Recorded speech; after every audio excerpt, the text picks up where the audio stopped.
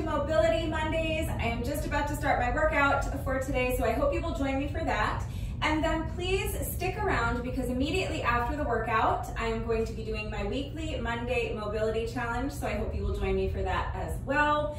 I will be using just a few basic pieces of equipment for today's workout. I have my medium plyo box here, I have my sandbag. I'm also going to be using my jump rope, but it's okay if you don't have any fitness equipment. You can still do this workout right along with me. There are timestamps in the description box down below the video, so if you would prefer to just skip straight ahead to the workout, you can go ahead and use the chapter markers to do that. But if you would like to see the exercises demonstrated and explained before we begin, let's go ahead and get into that right now.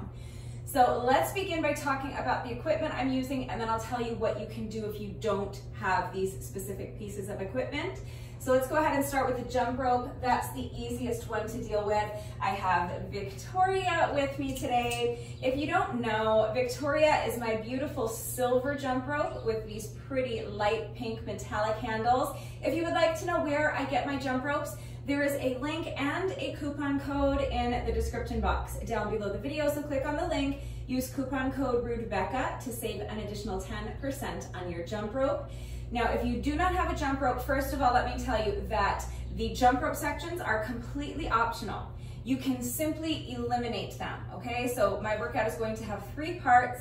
I'm going to start with jump rope. Then for the middle section of the workout, I'm going to be doing a circuit with my sandbag. And then I'm going to finish with jump rope.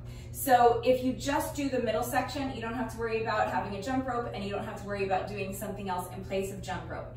The middle section of the workout is going to take exactly 30 minutes. So I'm including this workout on my playlist of 30-minute workouts. If you chose this workout from that playlist because you are specifically looking for a 30-minute workout today, then just don't worry about the jump rope. You're going to use the chapter markers to navigate to part 2 of the workout and just do part 2, that's your 30 minutes.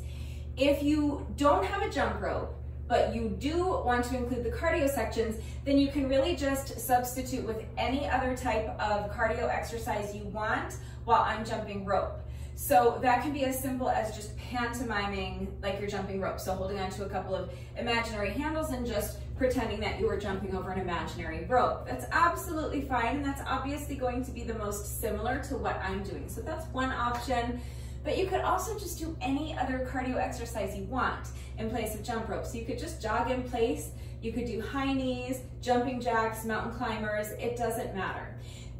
The other thing you could do, really, my jump rope sections are going to take somewhere in the neighborhood of 15 minutes a piece. So you really could just do something for 15 minutes, like go for a jog. If you have access to the field at your local high school, maybe you could jog around the track for 15 minutes. Or you could do up and down the bleachers.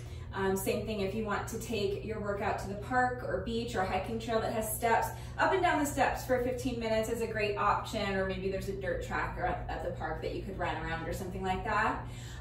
Also, if you have access to something like a treadmill or an exercise bike or an elliptical or a Stairmaster, you could hop on one of those for 15 minutes while I'm jumping rope. So just get creative and use what you've got. But basically parts 1 and 3 are identical, and they're each going to take me somewhere in the neighborhood of about 15 minutes. So 15 minutes or so of any kind of moderate paced cardio, any way you want to get it done will work. If you do have a jump rope, we are doing sets of 100 with the jump rope. So when I say a set of 100, I'm talking about 100 revolutions of the jump rope. Now, when I jump rope, I pretty much always just kind of jog in place like this. But if you're more comfortable jumping with your feet together, great, jump with your feet together. If you're really good at jump rope, you can feel free to do something a little more challenging, like jump rope jacks or high knees. It doesn't matter. Any style of jump rope you want to do is fine. The only important thing is that we're counting revolutions of the jump rope. So you're going to count 100 revolutions of the rope, that's 1 set, and we're going to do 15 sets. So for me, that's going to take me plus or minus about 15 minutes. We'll see. In this heat, sometimes it tends to take me a little bit longer than that, but that's just a ballpark so that if you don't have a jump rope, you know about how much cardio to do if you're gonna substitute with something like an exercise bike or a treadmill, for example. But if you're jumping rope with me, 15 sets of 100, any style of jump rope you want to do. That's part 1 and that's part 3. All right, so for part 2, I'm going to be using my plyo box, but just for one exercise. I'm just going to be stepping up onto my plyo box and stepping down. I'm not going to be jumping on it, just stepping up and down. So if you do not have a plyo box, any elevated surface will work as long as your elevated surface is strong enough to support your entire body weight when you step on it and stand on it. As long as it is sturdy, meaning that it's not going to collapse or break or fold up on you when you step on it, and as long as it's stable, meaning that it cannot slide from underneath you when you put weight on it. So obviously a plyo box is ideal, but if you don't have a plyo box, a park bench is a great option.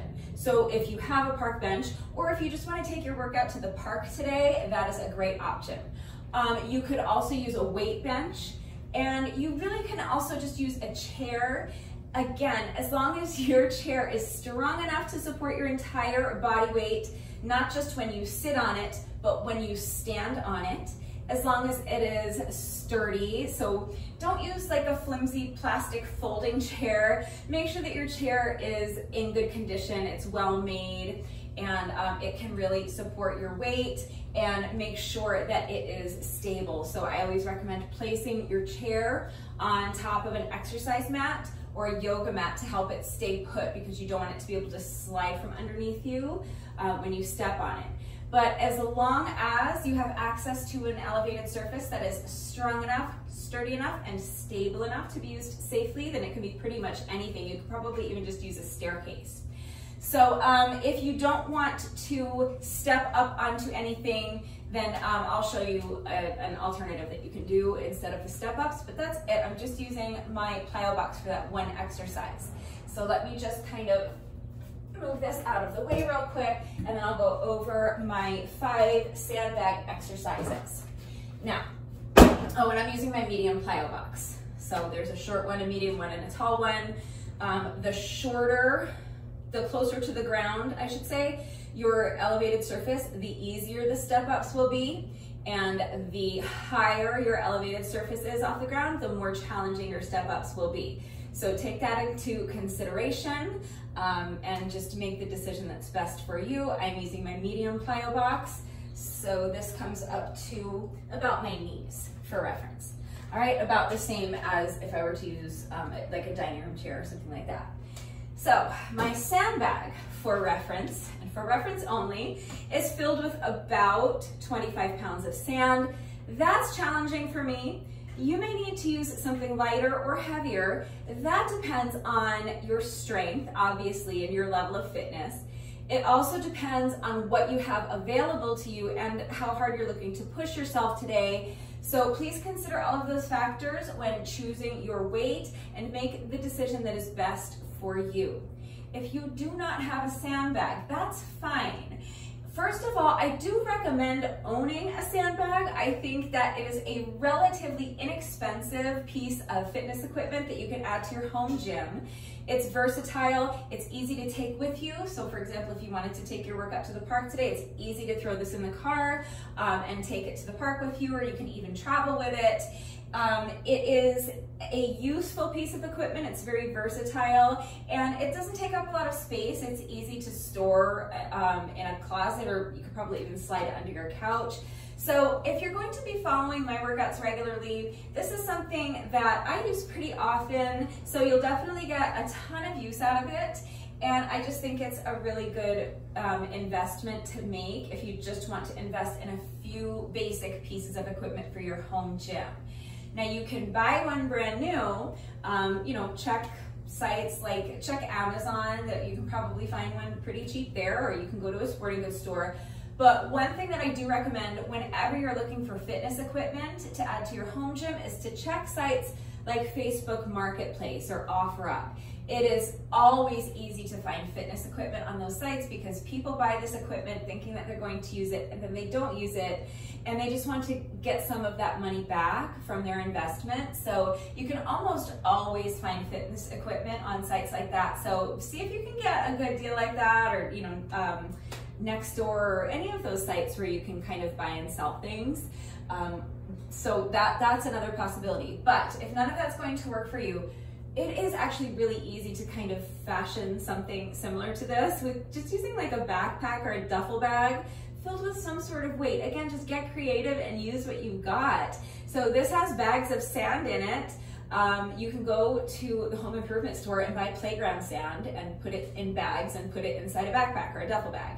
If you want to use what you've got around the house, bags of rice or bags of, dried beans or uncooked lentils, kitty litter, dog food, powdered laundry detergent. So again, just get creative and use what you've got. Also, keep in mind that I think for all of these exercises, if you don't have a sandbag, but you do have like a kettlebell or dumbbells, you can probably just make those work. So that's the equipment you're going to need. Let's go ahead and get into the exercises. We already covered parts 1 and 3. So let's go ahead and get into our 5 weighted exercises using the sandbag. The first one is going to be sandbag swings. So you can obviously do this with a kettlebell or a dumbbell or a couple of dumbbells. Again, you can also use household items. I have shown you how to do this exercise before, swinging a jug of laundry detergent.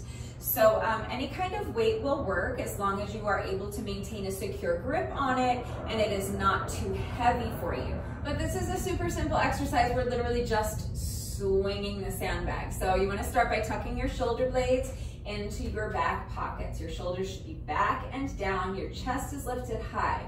Now, what you're going to do is think about hinging at the hips. So imagine trying to touch the wall behind you with your booty. At the same time, remember to keep that chest lifted high so that you're not allowing your back to round. Tuck the shoulder blades into the back pockets. Lift the chest. You're touching the wall behind you with your booty, at the same time trying to touch the wall in front of you with your chest, elongating your spine, making sure your back is staying flat and keeping your weight in your heels. So your knees should not be tracking over your toes. Hinge at the hips, push the booty back, flat back, weight in the heels. And from there, you're just going to press your heels into the ground and hinge at the hips to stand, pushing your hips forward. When you're in this bent over position, make sure that you're not actively trying to straighten your legs. Don't lock out your knees. You specifically don't want to do that. You want to have a soft bend to your knees. All right, and all of this that I'm showing you now is also going to apply to our bent over rows. All right, so take note, shoulders back and down, chest is lifted high, abs are tight, pushing the booty back. Elongating the spine, back stays flat, weight stays in the heels, soft bend to the knees, and pressing your heels into the ground, pushing the hips forward to stand. So as you're doing that, you're just going to be swinging your sandbag. I'm going to be doing one arm sandbag swings, and I'm going to switch arms at the top, but you can hold on with both hands the whole time if you want. I'll show you both options. But you're just going to swing the sandbag first between your legs, and then as you press your heels into the ground and push your hips forward, you're bringing the sandbag up in front of you. Now, you're not trying to swing it up really high. You want to swing it about here so that your the sandbag, so that your hand ends up more or less in line with your shoulder. It doesn't have to be perfect, but this is what you're going for. The point is that you're not trying to swing it up over your head or something like that. So if you want to hold on to your sandbag with both hands, it will look like this.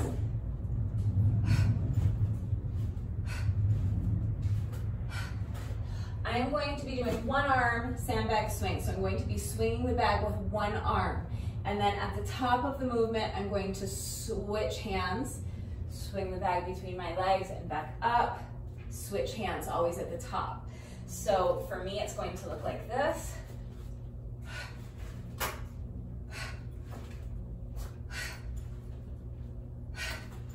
All right, just to increase the difficulty a little bit, but either of those is fine. And again, you can swing a kettlebell or a dumbbell or a couple of dumbbells. If you really are adamant you don't want to add weight, you can just do good mornings. It's not the same exercise, but it's the best substitution you can probably do without adding weight. So you can have your hands clasped behind your head, or you can just have them kind of resting by your ears, whatever's comfortable for you. But again, same thing, shoulders are back and down, chest is high, abs are tight. You're pushing the booty back and you're just hinging at the hips, keeping a soft bend to your knees. Your goal is to try to get your torso parallel with the ground if you can, and then you're pressing your heels into the ground, hinging at the hips to stand. Important thing is just keeping the back flat, keeping the weight in your heels, not locking out your knees. Those are good mornings, so you could do that instead of the sandbag swings if you don't want to add any weight. That's an option. All right, so the next exercise is sandbag cleans. So this is an exercise that we have done many times before. It's one of my favorite exercises to do with my sandbag. So the same as we just did for our sandbag swings, the same as it's going to be for our bent over rows. Shoulders are going to be back and down, chest is high, abs are tight, pushing the booty back, keeping your back flat, keeping the weight in your heels. As you grab the handles of the sandbag, soft bend to the knees, and again, you're going to press your heels into the ground to stand, and as you do that, you're going to flip the bag up and over and kind of catch it in your elbows. So it will look like this, and then you're going to reverse the movement. So flip the bag up and over, hinge at the hips, and set the bag back down.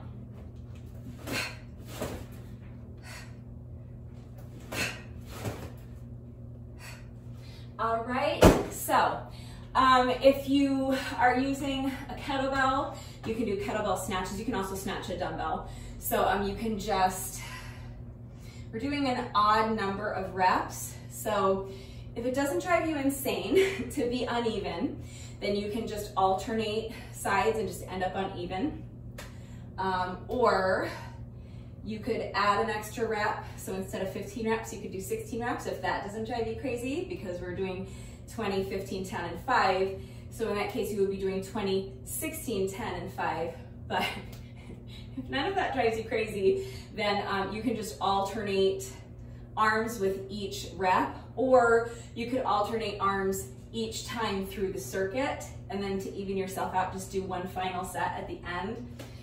Whatever works for you, but you can absolutely do kettlebell snatches or dumbbell snatches in place of the sandbag cleans.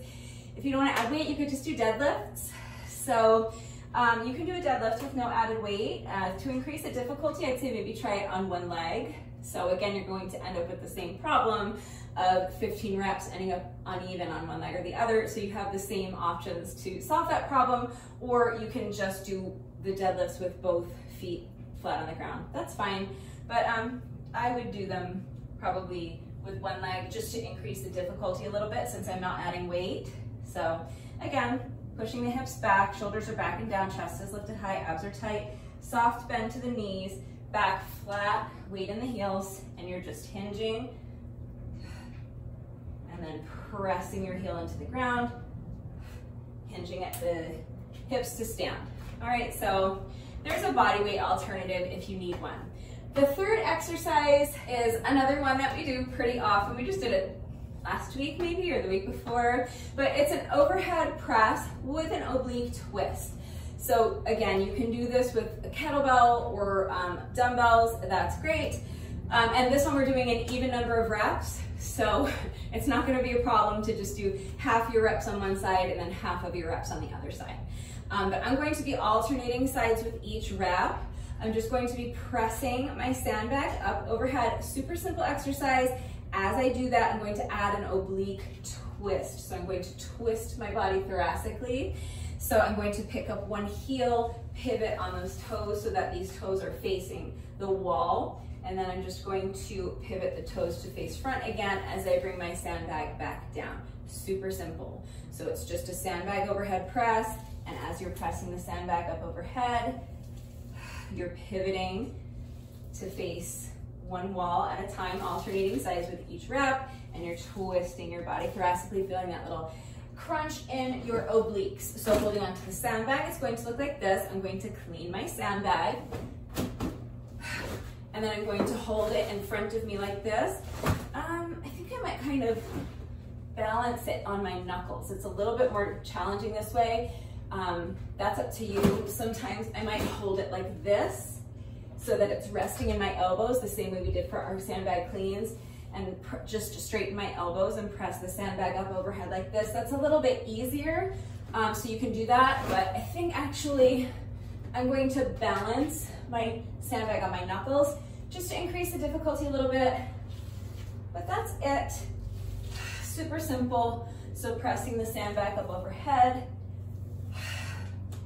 and twisting my body thoracically, pivoting on those toes so that I'm always picking up the heel of the foot that's farther away from the wall, and then pivoting my toes to face the wall, pivoting them back to face front again as I lower the sandbag down. Super simple. Now, this is where it gets tricky to start giving you weight-free, like completely equipment-free options, like body weight alternatives. Because if you're not pressing anything up overhead, if you remove that element, then you're just twisting to the side and there's not much to that. So what I would say you could do is anything that includes a twist. So maybe you want to do like a squat with an oblique knee twist, something like that.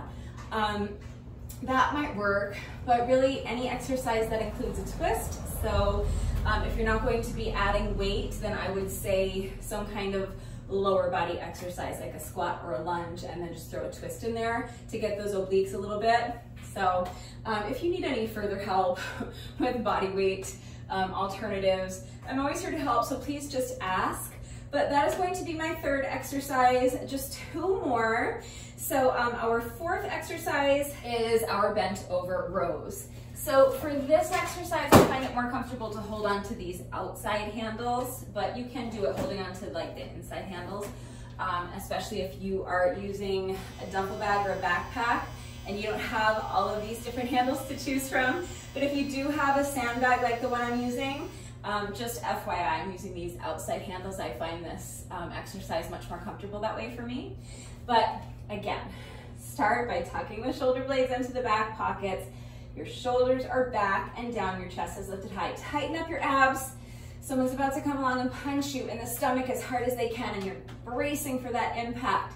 Hinging at the hips, trying to touch the wall behind you with your booty at the same time you are trying to touch the wall in front of you with your chest. Your spine is elongated. You are not allowing your back to round. Your back is flat, and the weight is in your heels. You have a soft bend to your knees. You are not actively straightening your legs and locking out your knees. And then from here, all you're going to do is row the sandbag. So that just means you're bending your elbows and lifting the sandbag up towards your chest and then lowering it back down. Super simple. All right, just control the movement on the way up and control the movement on the way down. So you don't want to let the sandbag just drop down. The movement needs to be under control. All right, so again, you're trying to get your torso parallel to the ground if you can, but that's not what's important. What's important is that your back is flat, the weight is in your heels, and you have a soft bend to your knees. All right, so of course you can do that with any kind of weight. You can do that with a kettlebell or one heavy dumbbell, 2 dumbbells. You can even use a medicine ball, or again, you can use household items. So if you don't have a homemade sandbag, you can grab a big, one of those big like 2.5 gallon things of water, or like a big full jug of laundry detergent. You could even use a basket, like a laundry basket with all of the laundry that you haven't folded yet. I have like 3 laundry baskets full of clothes that need to be folded. That's why that came to mind. But again, you know, just get creative and use what you've got, as long as you have something that you are able to maintain a secure grip on. So you're not going to drop it on yourself and injure yourself. You're not going to break something or make a mess. And as long as it's not too heavy for you, then pretty much anything will work for weight. So if you're not adding weight to the workout, then so we're working back. So anything that's going to work your back, you can do chest lifts. If you want to do like pull-ups or any kind of pulling exercise, that would be a great option. Again, if you're taking the workout to the park, you could use the pull-up bars there, or if you happen to own a pull-up bar. They're not expensive. I have one of those pull-up bars that you just kind of put in the doorway, and they work great. But any way you can work your back. So you could do supine push-ups or chest lifts. All right. Again, if you are stuck for ideas and you need a way to work your back that doesn't include holding on to anything, adding any weight, or using any equipment, just ask. I'm happy to help with that. So for my 5th and final sandbag exercise, I already kind of showed you what I'm doing. I'm just doing step ups on my plyo box. and I'm just going to be holding my sandbag on my upper back. So I'm going to start by, again, cleaning the sandbag and pressing it up overhead. And then I'm just going to bend my elbows and I'm going to bring the sandbag down so that it is resting on my upper back. And I'm kind of pulling it tight with these handles, all right? And then from here, I'm just going to step up onto my plyo box and step back down. Super simple. So stepping one foot on the box, stand, and then I'm going to step down with the second foot. That was not worded well. I'm going to alternate sides with each rep. So for my first rep, I initiated the movement with this foot on the way up, and I initiated the movement with my opposite foot on the way down. And then I'm going to switch for my next rep. I'm going to initiate the movement with this foot on the way up, and then my second foot to touch the plyo box is going to be the first foot down. Make sense? It doesn't really matter how you do it, as long as you're alternating which leg you're using for each rep. So step up, step down, other leg. Step up, step down. Super simple. And obviously, you're not going to probably hold your dumbbells or your kettlebell behind your head like that, but you can just hold them in front of your chest. That works. You can hold a couple of dumbbells or a couple of kettlebells to your side. You can hold a medicine ball or a jug of laundry detergent or a big, you know what I'm talking about, those 2.5 gallon things of water with a little spout. You know what I'm talking about.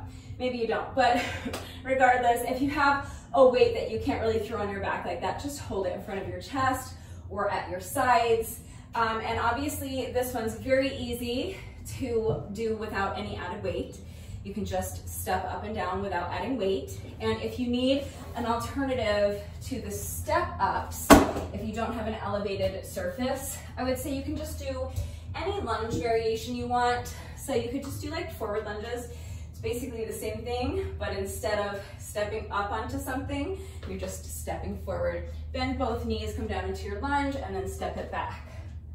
All right, so forward lunges are great, reverse lunges, any kind of lunge variation you want to do. Again, just make sure your shoulders are back and down, chest lifted high, abs are tight, and keep the weight in your heels. So what I mean by that is that if you're doing forward lunges, you're going to step forward, bend both knees, and come down into your lunge.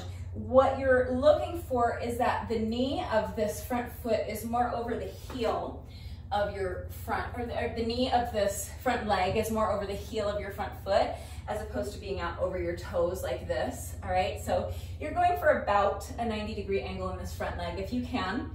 And then I like to tap my back knee to the ground. You don't have to work to your own level. So if you don't have that kind of range of motion, that's fine. You can take a shorter step forward and you can come down deeper into the lunge. If you're a beginner, you can hold on to something for support.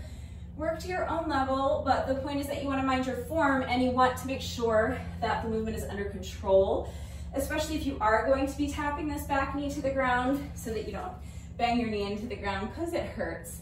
But you're going to step forward, bend both knees, come down into your lunge, and then press this heel into the ground as you straighten your legs, step the foot back.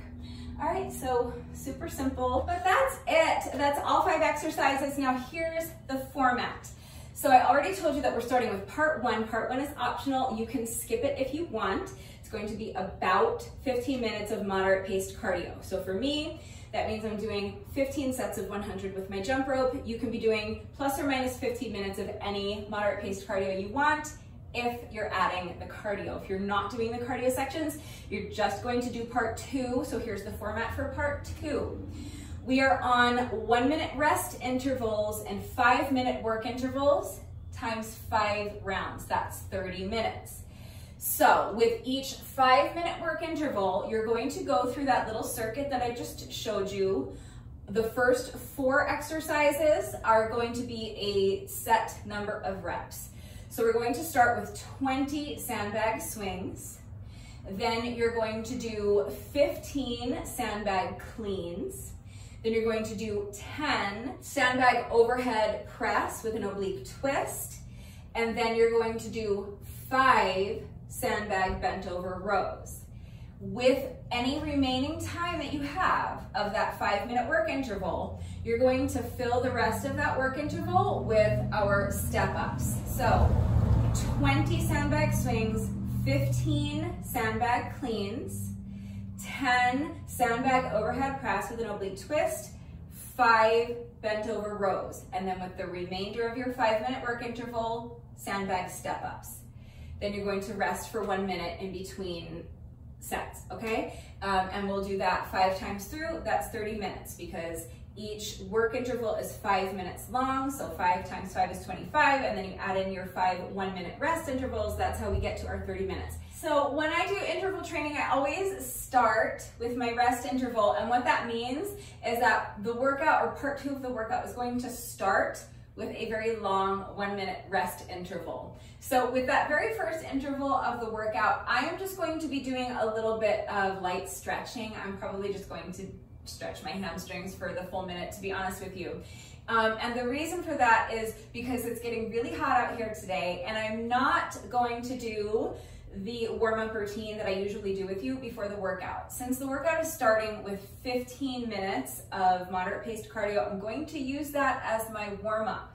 So after part 1 is done, I'm going to hang up my jump rope, and then I'm going to start my timer. We're going to get into part 2. So with that first 1-minute rest interval, I'm just going to do a little bit of light stretching, since usually I include a little bit of stretching with my warm-up, but I'm not doing my warm-up today. So with that first 1-minute rest interval, you can do anything you want. You can just stand around and look pretty, or you can pick an exercise, like a cardio exercise, just to kind of like get yourself into it. You can do high knees or, you know, mountain climbers or something like that. Or you can do what I'm doing and just stretch a little bit. You can do step ups for that first 1-minute interval, since as the workout progresses, you're most likely going to have less and less time to do step ups with each subsequent round. So that's up to you. But just to let you know, for that first 1-minute rest interval of the workout, you can fill it with anything you want. I'm probably just going to stretch my hamstrings, since I'm not going to be doing that for my warm-up today. But that's it. That is the format. So hopefully that is all clear. Please remember that I always take the time to type out the instructions in the description box down below the video, and I'm going to do the entire workout right along with you. So watch me do it, read the instructions.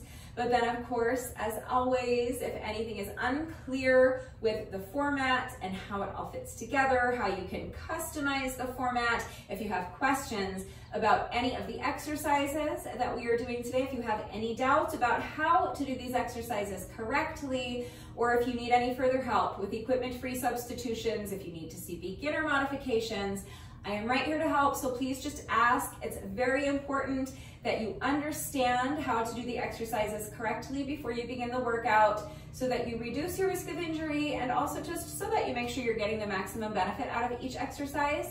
And you guys know it's also incredibly important to me that all of my workouts are always accessible to anyone and everyone who wants to do them with me. So I'm always here to help facilitate that. Do not hesitate to reach out if you have questions or if you need help.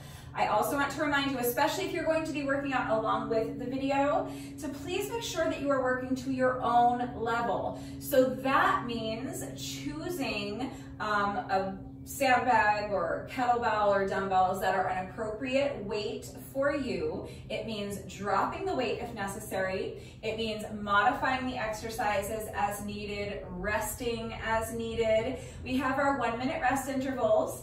The goal is to not rest during our 5-minute work intervals, but this is going to be a long, tough workout. So I'm definitely going to need to take a few seconds here and there to rest during those 5-minute work intervals. And that's what I'll do. I'm going to challenge myself to keep my rest breaks as short as I can, as should you, but your rest breaks should be as long as you need. So if you need to pause and rest for a few seconds and just breathe, fine, that's what you should do. Go at your own pace. You don't want to race through the exercises at the expense of your form. So if you're faster than I am, great. And if you don't need to rest, great, as long as you're not losing anything off of your form. But if you're slower than I am, that's also great, because you would not even know that you're slower than I am unless you're out here putting in the work. So don't worry about how fast you're going. Go at your own pace. If you need to pause and rest, just pause and rest. So you should challenge yourself to keep the rest breaks as short as you can, but they should be as long as you need. You should only resume the workout once you feel that you have regained enough strength and you have enough stamina so that you can continue with good form. It is always going to be much safer and more effective to do fewer reps with excellent form than to speed through and do a ton of sloppy reps. Okay, so please just be smart, be safe, use your common sense, listen to your body, make sure you're going at your own pace, make sure you're not sacrificing your form for speed, and just do your best. Remember that your best is always good enough, so let your best be good enough.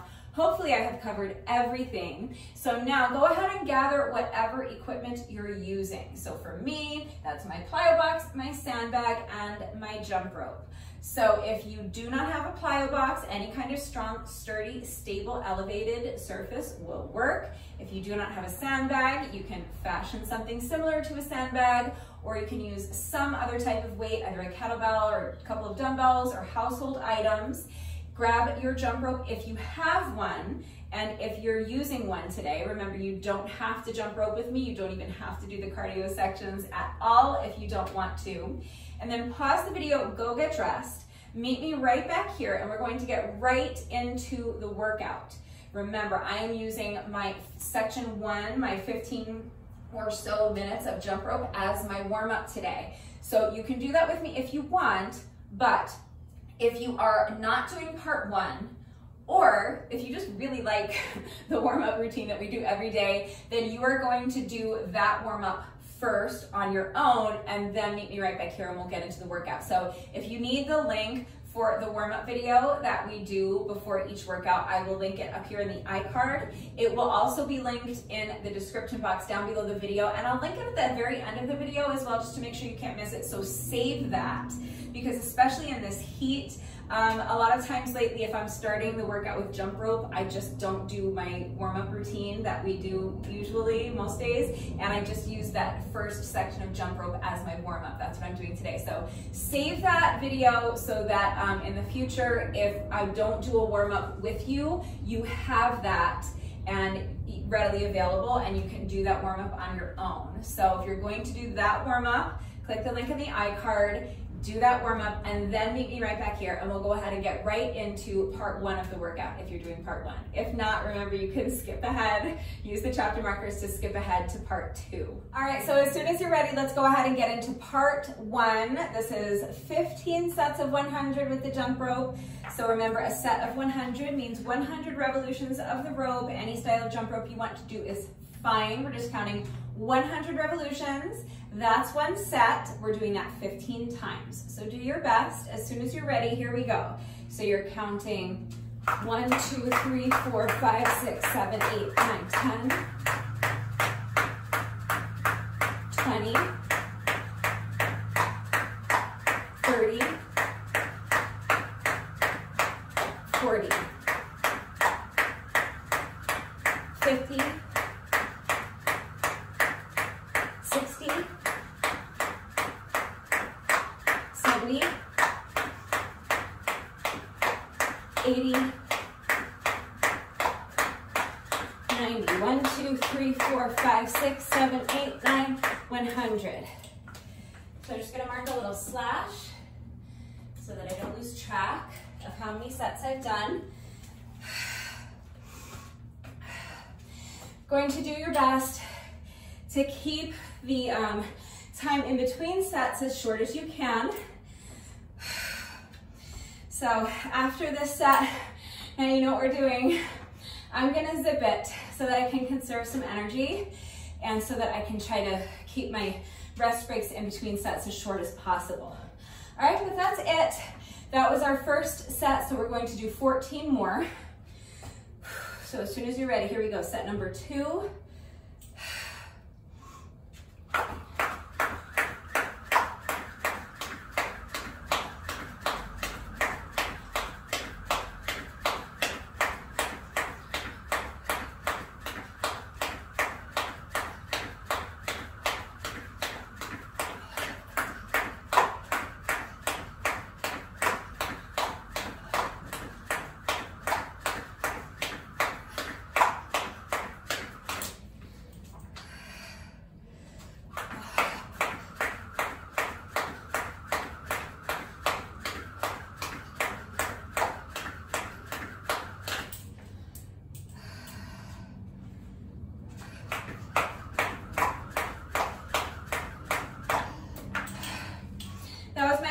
set. So if you trip over the jump rope, it's fine. You do not have to go back and start your count over, restart the whole set. Just take a breath, leave it behind you, and get right back into it. Pick up your count where you left off.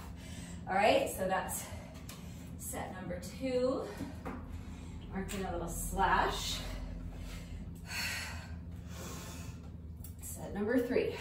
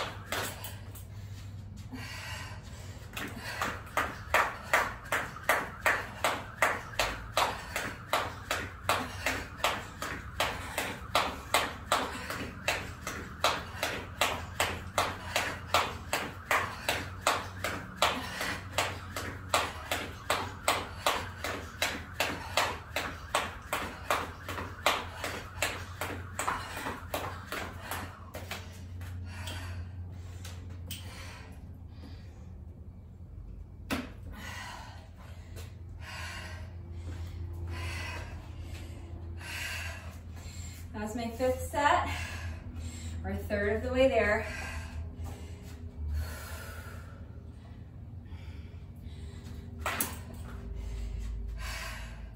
Take 2.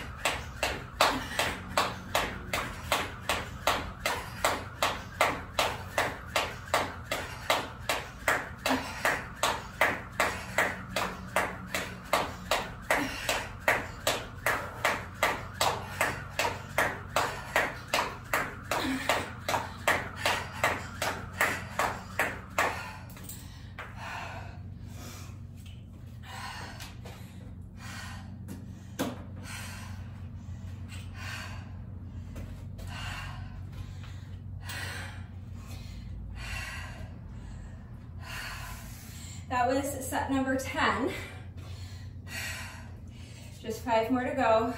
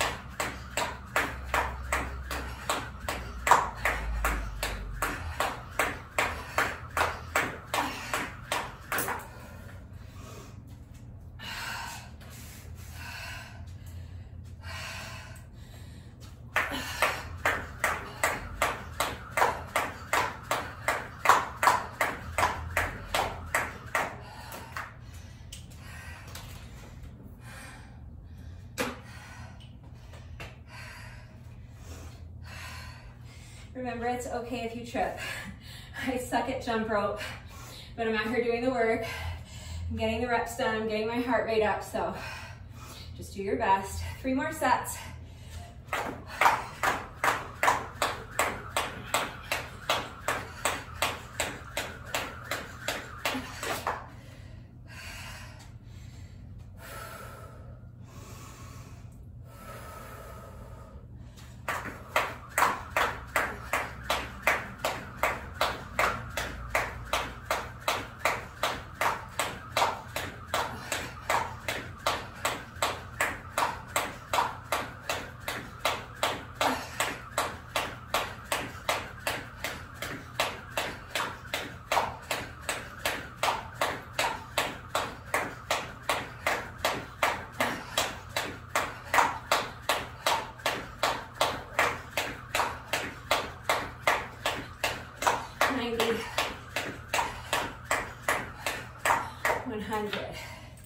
Now, for that set, I tripped over my jump rope, and I actually did go back and start the set over, but that's because I tripped on rep like 20.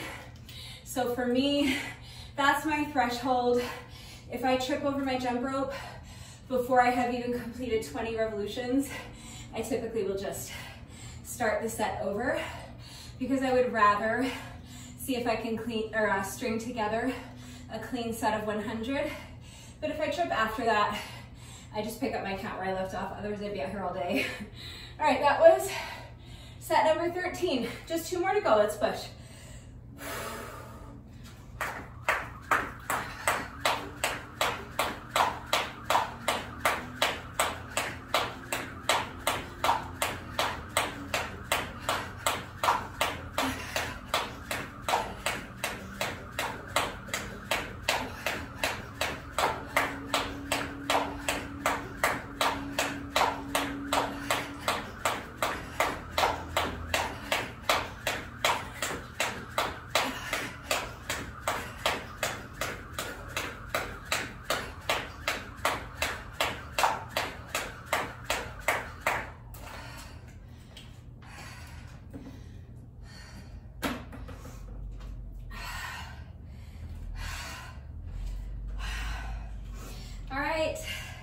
That was set number 14.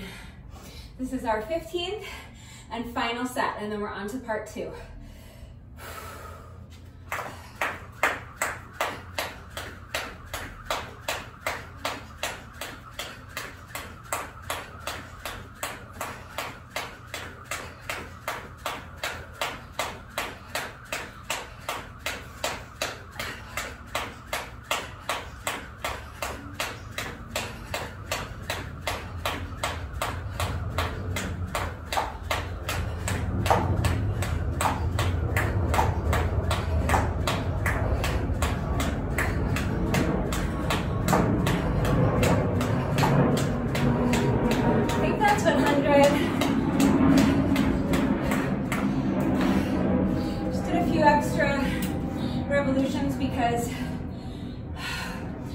think that was 100, but I feel like I might have lost count somewhere in there. I'm not sure.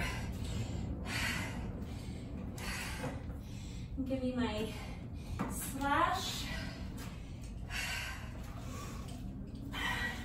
And that's it. That is part one of the workout. Now, I know that can be pretty tedious. Here's the thing. If you didn't enjoy that, there's another way to approach the cardio sections. So when we do part three of the workout, my part three is going to be identical to what we just did. But if that was too tedious for you, grab a speaker, get a playlist together of music that makes you feel good, and you can just do 15 minutes of interval jump rope so that you don't have to count your reps. That's part of the reason I don't listen to music, is because I'm counting my reps.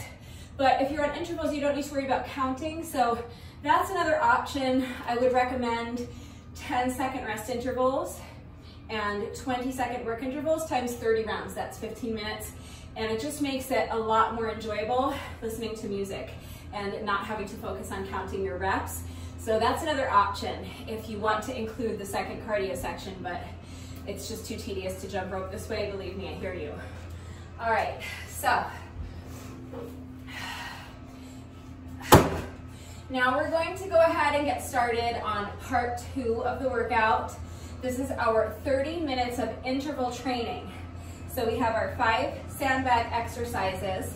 We're doing 20 sandbag swings, then 15 sandbag cleans, 10 sandbag overhead press with an oblique twist, 5 sandbag bent over rows, and then with the remainder of our work interval, we're doing sandbag weighted step ups. All right, so 20, 15, 10, and 5, and then filling the remainder of the work interval with step ups.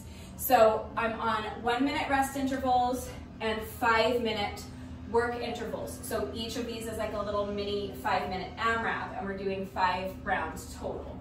So this would also make a great 5-minute workout. You could just do it once through. If you're pressed for time, you can do it twice through, 3 times through. So it's in little segments of 6, really, if you include the rest interval. But whatever you have time for is fine.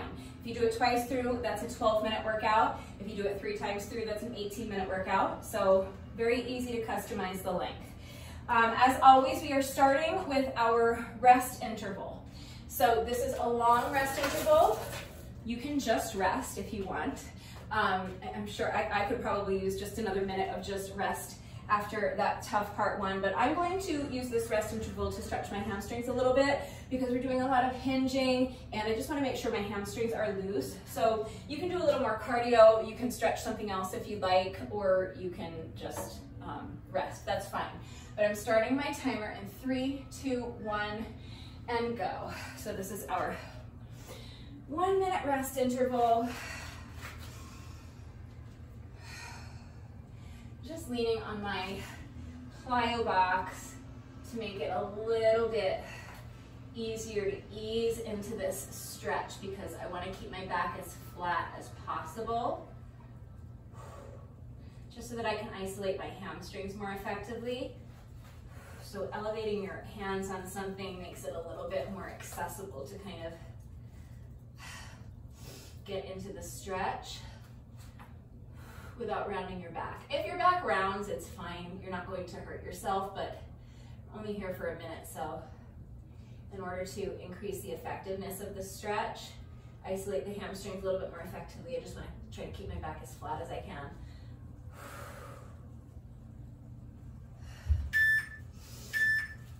All right, let's get this out of the way. This is our first 5-minute work interval. So we're starting with 20 sandbag swings. I'm doing 1-arm sandbag swings. So I'm swinging the sandbag 1 arm at a time. 4, 5, 6. We're going to 20. Do your best.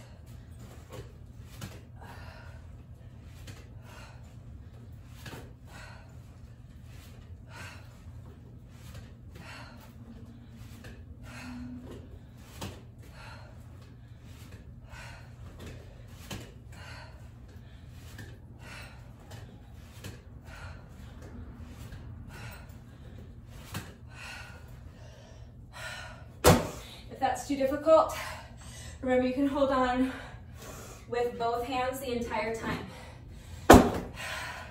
Deducting 5 reps with each exercise.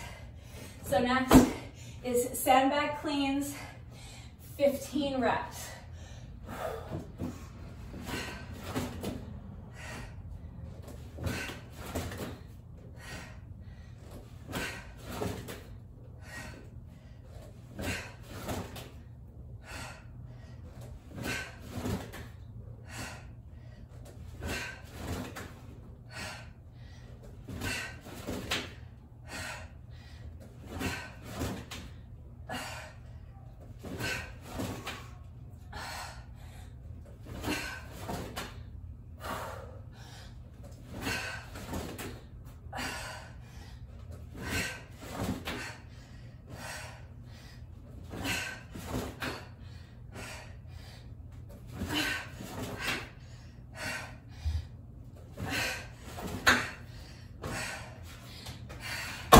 Now, sandbag overhead press with an oblique twist.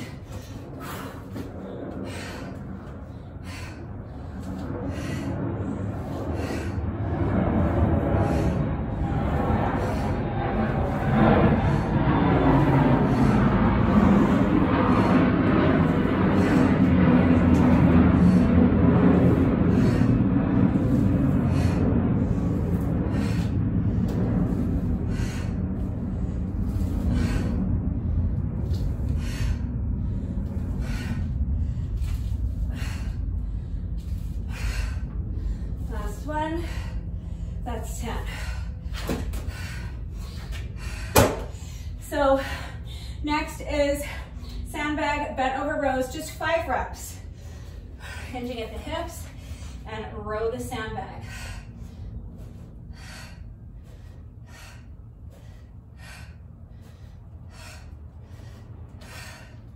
All right. Grab the plyo box. We have more than a minute and a half remaining in this first work interval. So with the remainder of this work interval,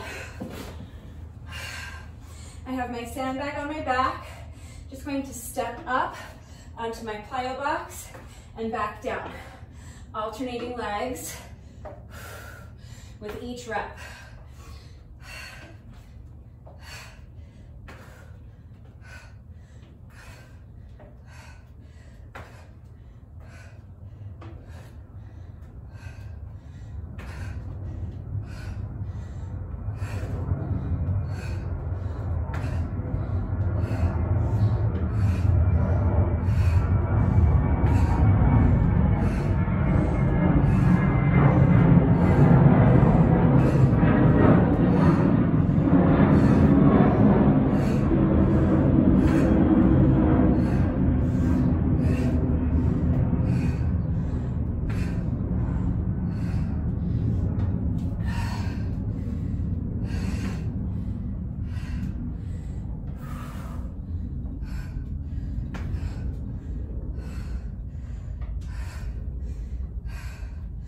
Thirty seconds left, keep pushing.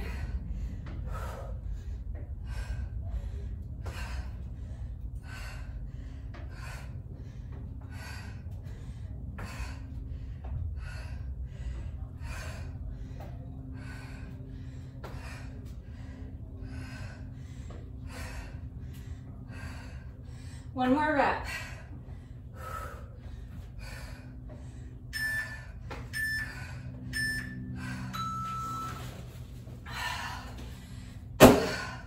That's round 1.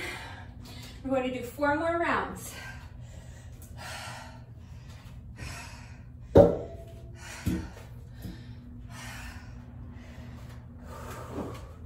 So with these nice long rest intervals, it's plenty of time to towel off and get a sip of water, or you can do a little more light stretching.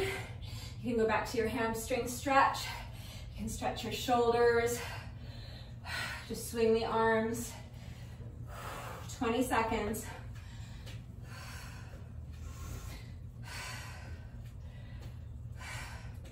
So again, we're starting with 20 sandbag swings. You can either use 2 hands, or you can do a single arm sandbag swing, switching arms with each rep.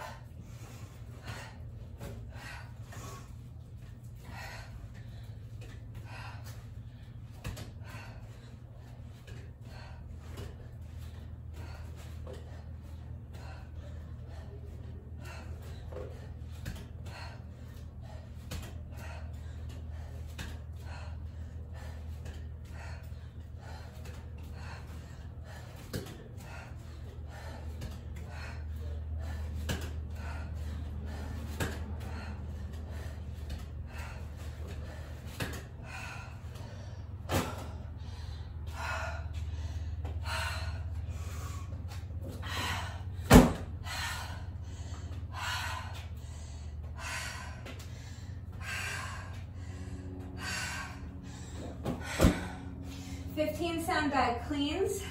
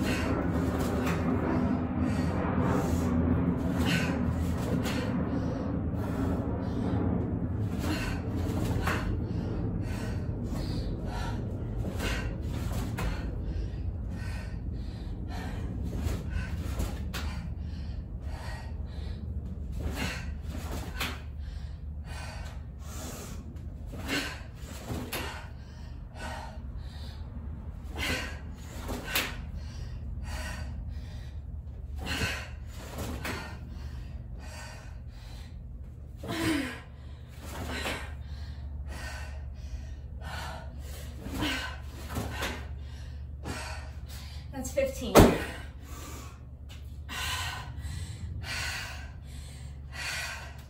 Overhead press, oblique twist.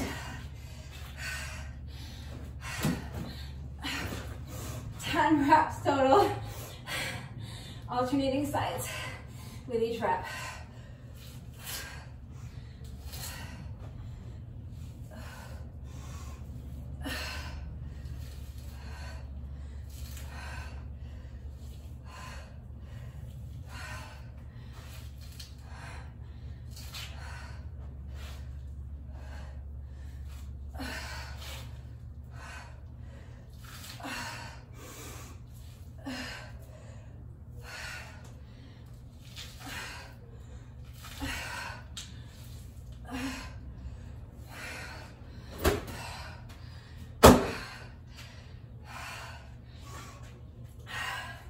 And finishing up with 5 bent over rows.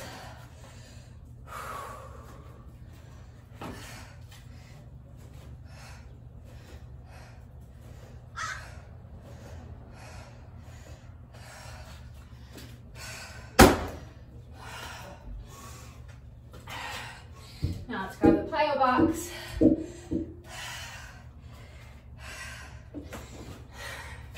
And with the remainder of the work interval,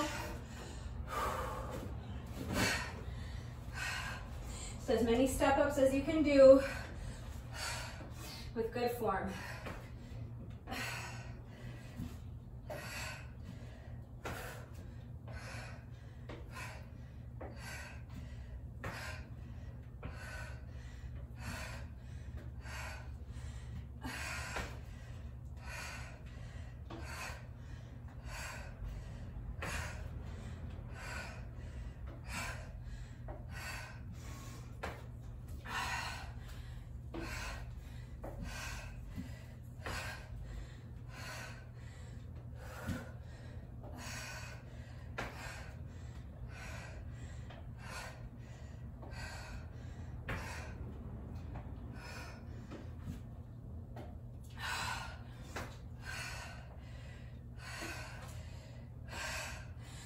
"30 seconds, push."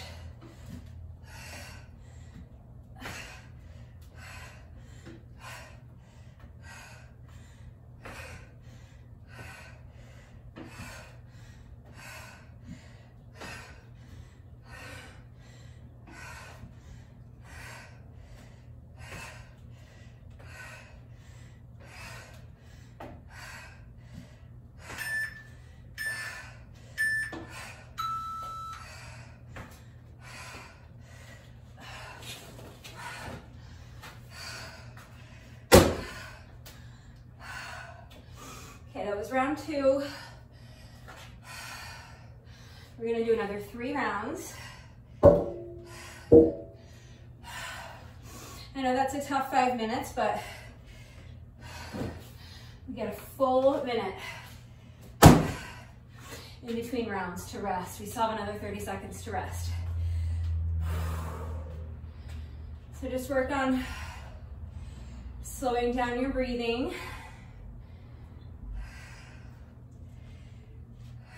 Allow your heart rate to come down a little bit. Do a little light stretching, but get ready. We're starting in 5 seconds.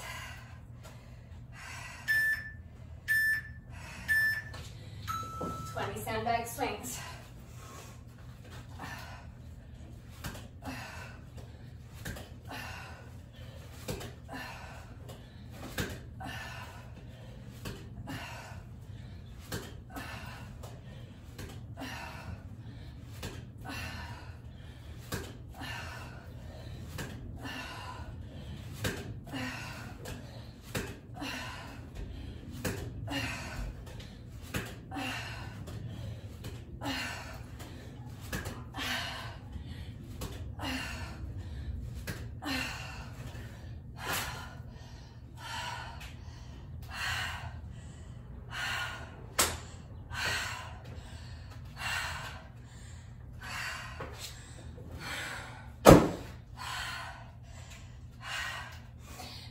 Sandbag cleans.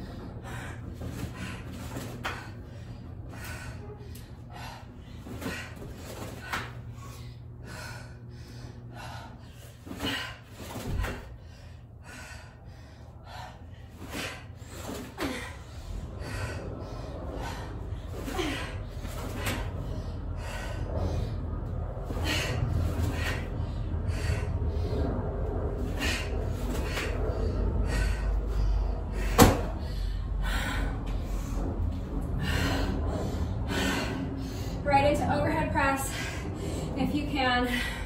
I just need a second.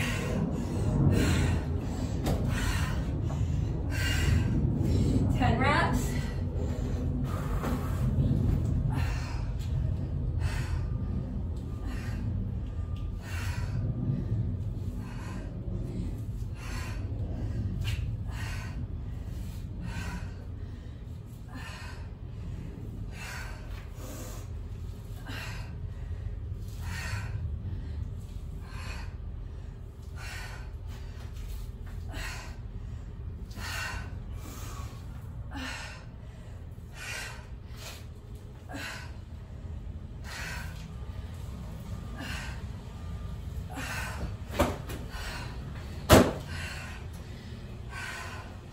Five bent over rows.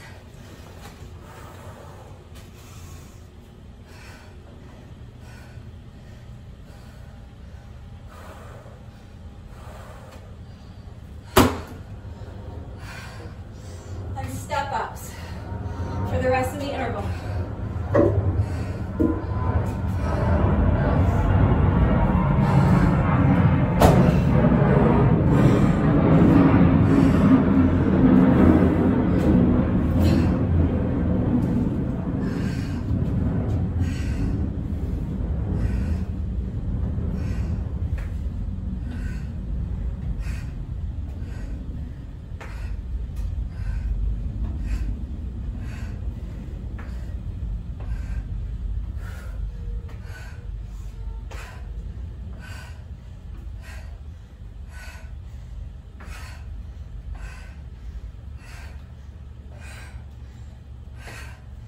Less than a minute. And then we can rest.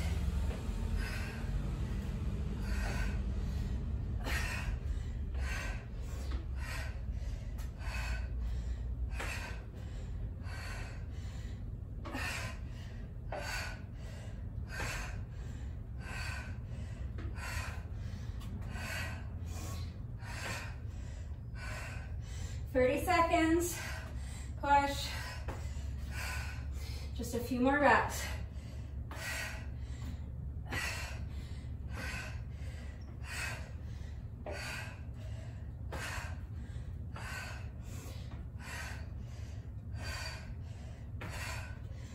Seconds.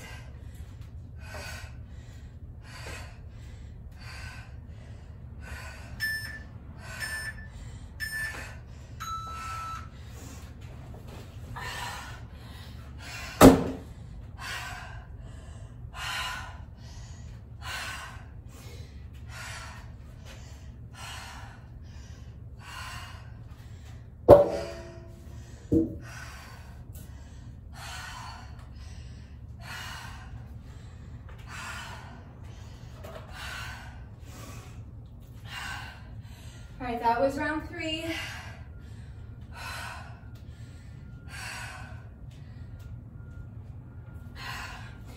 2 more rounds. All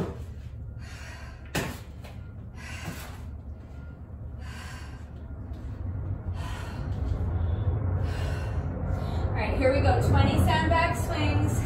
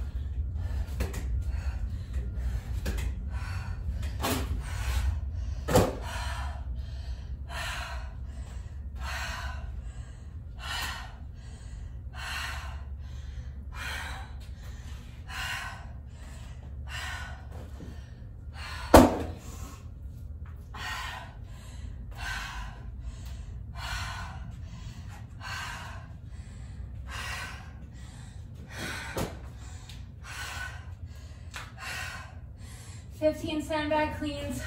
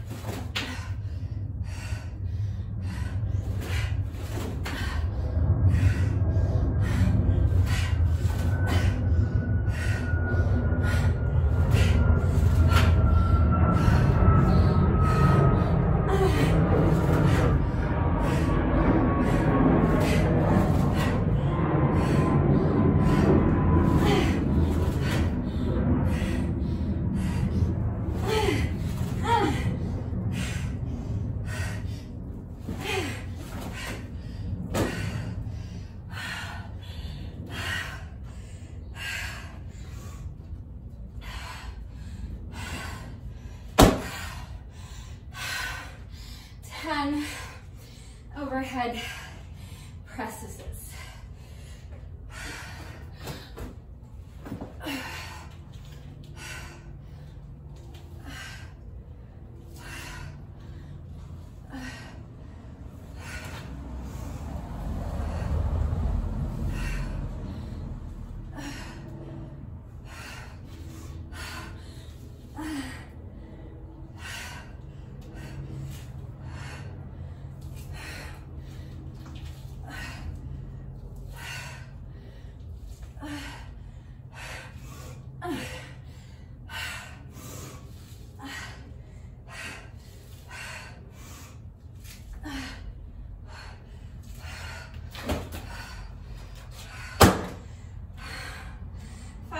Rows.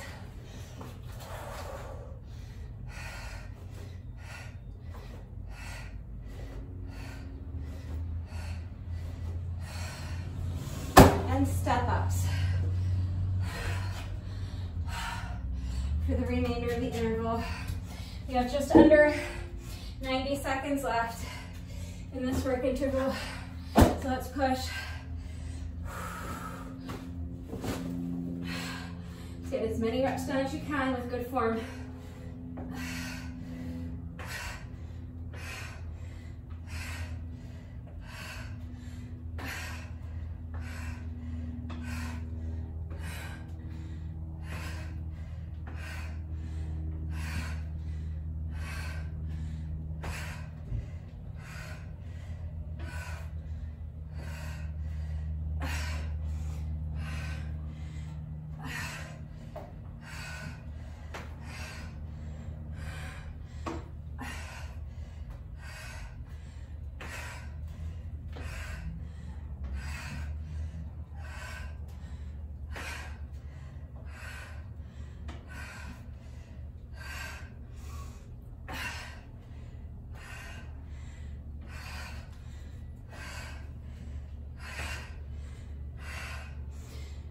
Just 20 seconds left.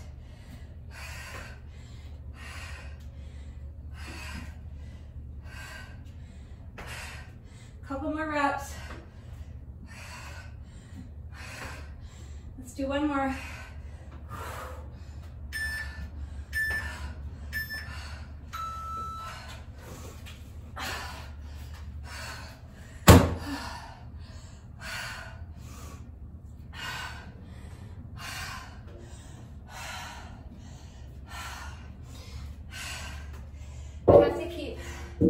Sliding my plyo box back and forth just for the sake of the video, but obviously you can save yourself some energy if you're not recording. You can use your space a little differently. You don't have to keep moving it. But I only have to move it once more. That was round number 4. This is our 5th and final round. Another 10 seconds to rest. So take a couple more nice deep breaths. We're starting back at the top with 20 sandbag swings. Here we go.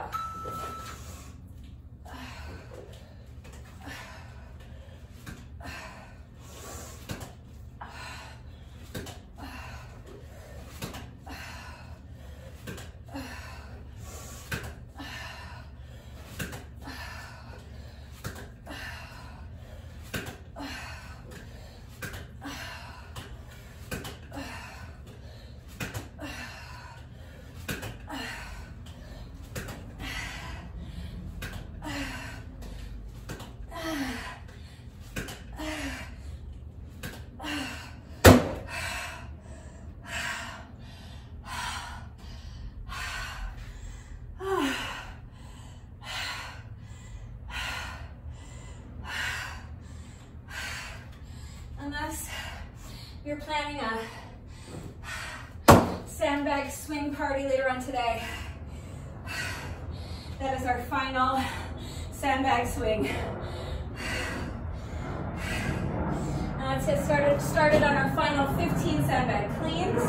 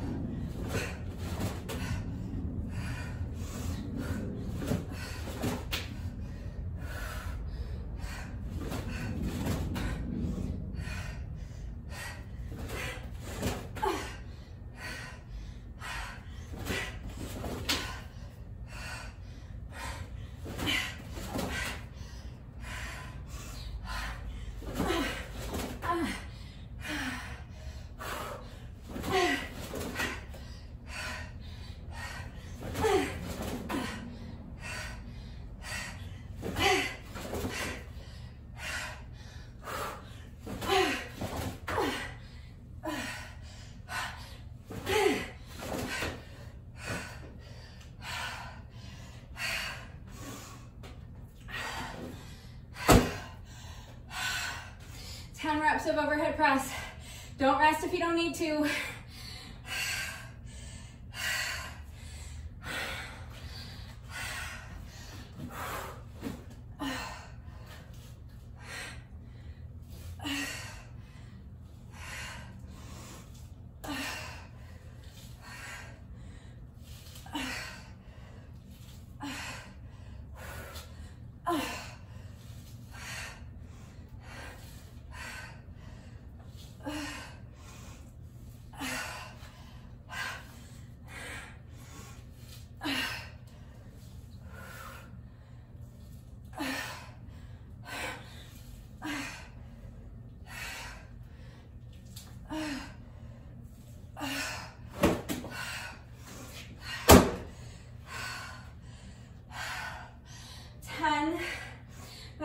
rows. I mean 5 bent over rows.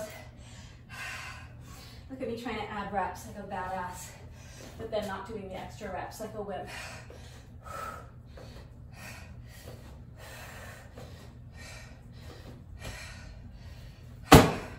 You can do another 5 if you want. There are no rules here. All right. We still have more than a minute left. So let's complete as many step-ups as we can with good form, and that's our 30 minutes. Here we go.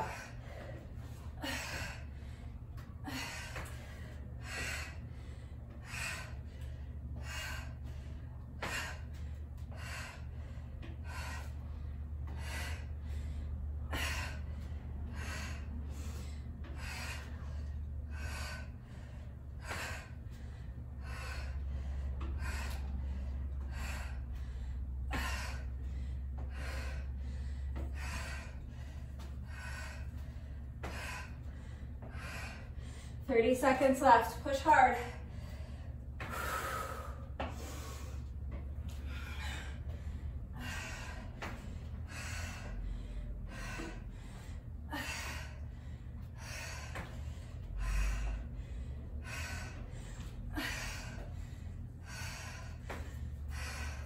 Couple more reps. Let's do one more.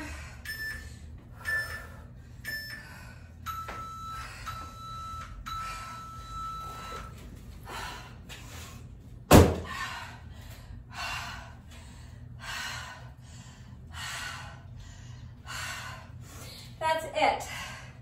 That is our 30 minutes.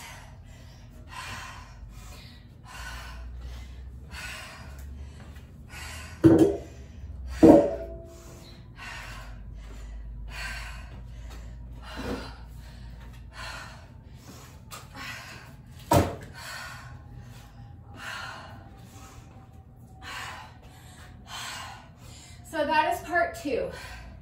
Now, there is a part 3, but if you're not doing part 3 with me, then you just have 1 rep left to go. Remember, the workout is not officially complete until you have done your bonus burpee.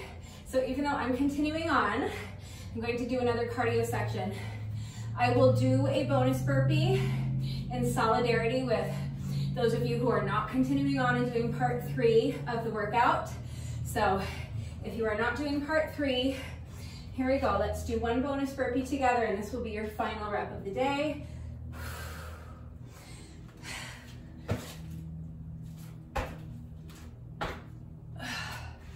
All right, so if you're not doing part 3, your workout is now officially complete. Please use the chapter markers to skip ahead to the cool down. Do a quick cool down with me, and then remember that it is Mobility Monday, so I hope you will stick around and try this week's Monday Mobility Challenge with me. And then please remember to take the good 15 or 20 minutes to stretch before you have your shower. Then you can eat some lunch and get on with the rest of your day. If you are continuing on with me, part 2 is going to be another plus or minus 15 minutes of moderate paced cardio, any way you want to get that done. So I'm going to be doing another 15 sets of 100 with my jump rope. You're welcome to do that with me if you want, or you can get some music going and put yourself on intervals. Do 15 minutes of interval jump rope, or get some music going and do 15 minutes on the exercise bike, treadmill, and take a 15-minute jog, whatever works for you. 15 minutes up and down the steps. The point is just to finish off with another 15 minutes or so of moderate paced cardio. So however you want to get that done. All right. Part 1 was hard enough. Part 3 is going to be 10 times harder because it's probably 10 degrees hotter out here. I've sweat off about 10 pounds of water weight, and my legs feel like a 10-pound jar of jelly. A 10-pound jar of jelly, what would that look like? It's probably one of those things where it's not as big as you would think. Like in movies when they have the briefcase and they open it and there's like all it's like stuffed with cash, but then when they show you like what $100,000 cash looks like, it's like one little stack like this. Sounds like a lot, right? 10 pounds of jelly. I don't think the jar would be that big. Anyway, the heat is making me delirious. Okay, so obviously I'm just taking a couple of minutes to rest before I start part 3. Just want my heart rate to come down a little bit. I want my breathing to normalize a little bit because I know this is going to be super tough. So I'd rather just take an extra minute to rest here so I feel like I can get through this reasonably smoothly. Because it is hotter and I'm fatigued, my legs feel like jelly. I know that I'm going to be tripping over my jump rope quite a bit. So I'm just going to do my best because remember, your best is always good enough. I'm going to get the reps done one way or another, but it might take me longer than 15 minutes. It might take me significantly longer than 15 minutes. But the point is that if you're struggling, I know it's frustrating. That is normal and natural to feel frustrated. You're trying to jump over the rope. So if you trip on your rope, you're failing at what you're trying to do and it's frustrating. And I'm not saying to not feel the frustration. I'm just saying to do your best to not let the frustration dictate your mindset moving forward because nothing productive is going to come from that. All that's going to happen is you're going to sabotage the rest of your workout because you're going to be in that really negative headspace. So feel the frustration, that's fine, but just don't let it take over your mindset. Remind yourself that you're out here, you're putting in the work, you're getting the reps done, you're burning calories, you're strengthening your heart and your lungs. It's all good, okay? So just do your best. All right, have I stalled long enough? Can I do 15 sets of 100 with the jump rope? If you need a longer rest break, obviously you can pause the video, towel off, get yourself a sip of water or sports drink, and then when you feel that you have enough strength and enough stamina to tackle this part 3 with me, come back. I'm gonna take a couple more deep breaths. Shake out the legs. All right, wish me luck. Here we go, part 3, our final section of the workout. This is another 15 sets of 100 with the jump rope.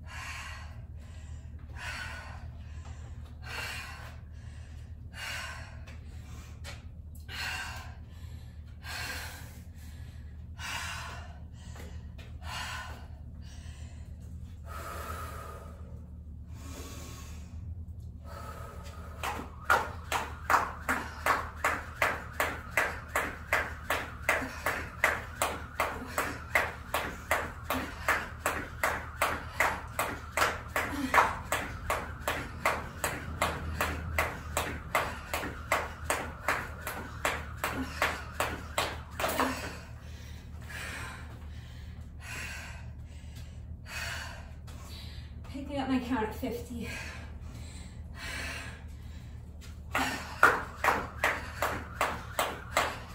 60.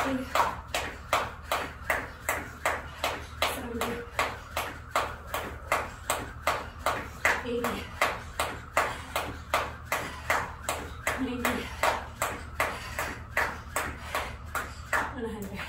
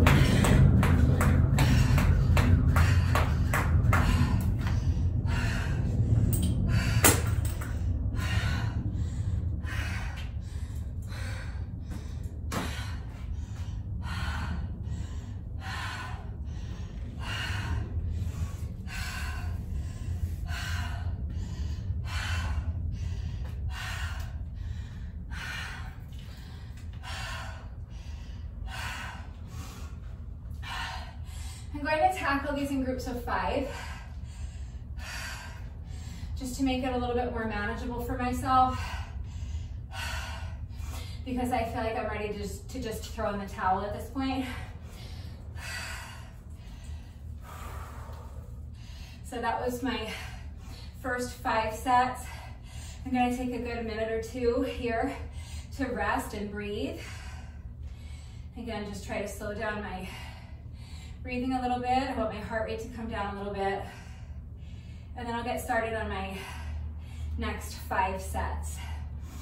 And then I'm sure after those next 5 sets, I'll need another nice long, like 2-minute rest break.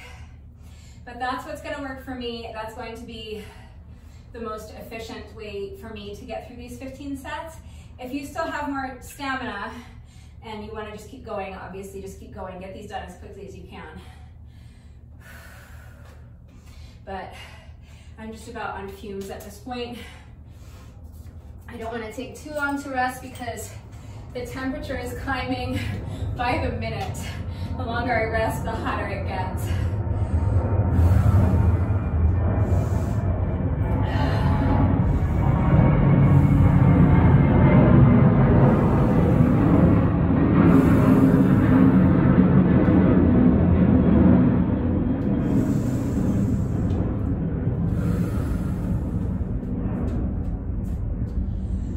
Wish me luck. I'm going to start on my second 5 sets. If you need to rest longer, pause the video, come back when you're ready. Here we go. This is set number 6.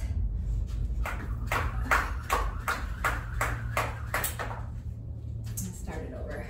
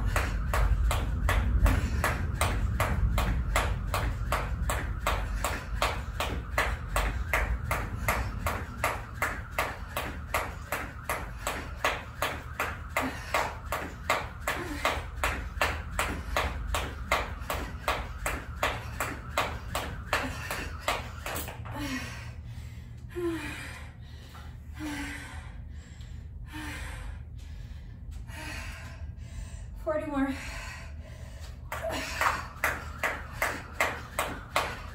70. 80. 90. 100.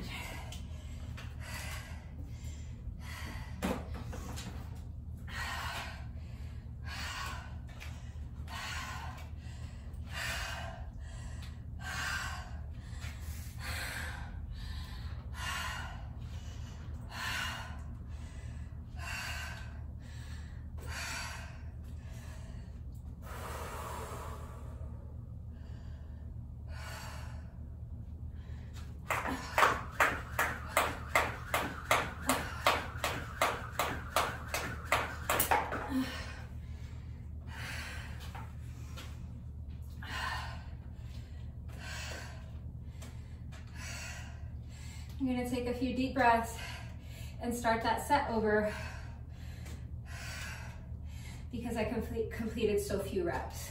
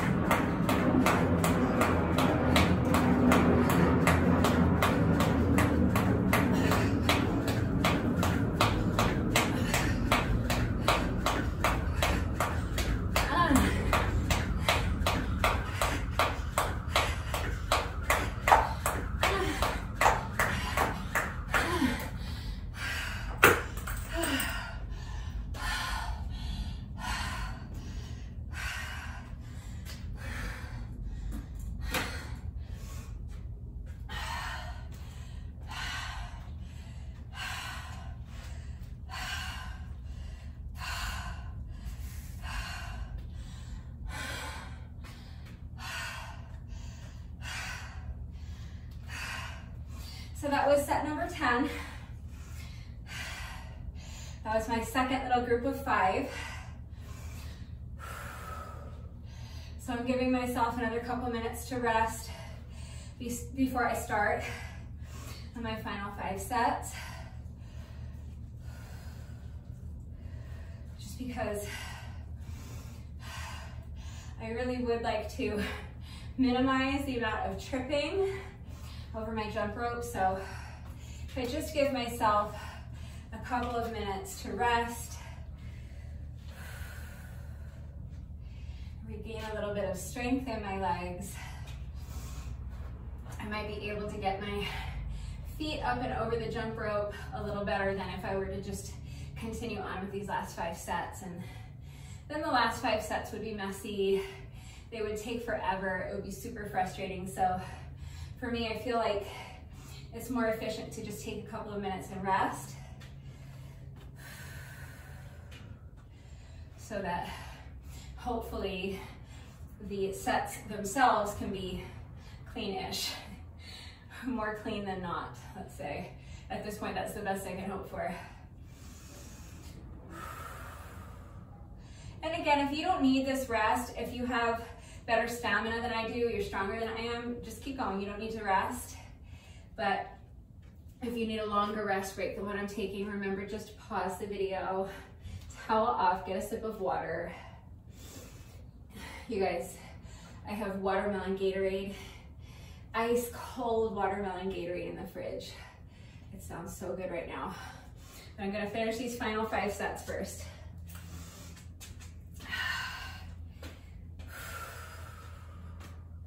But man, oh man, that's gonna be so satisfying when I get to drink it.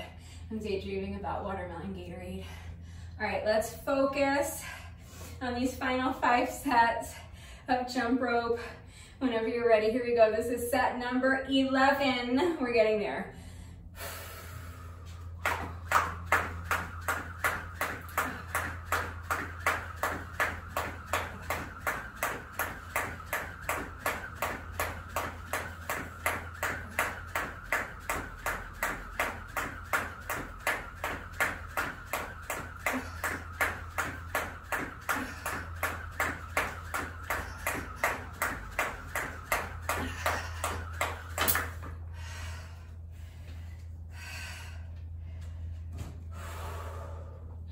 Picking up my count at 70, 30 more.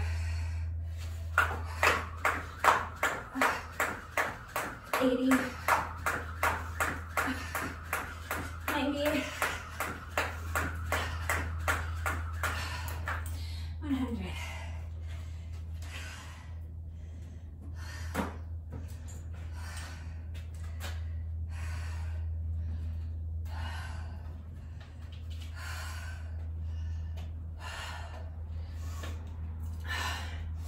£10 jar of jelly legs. All right.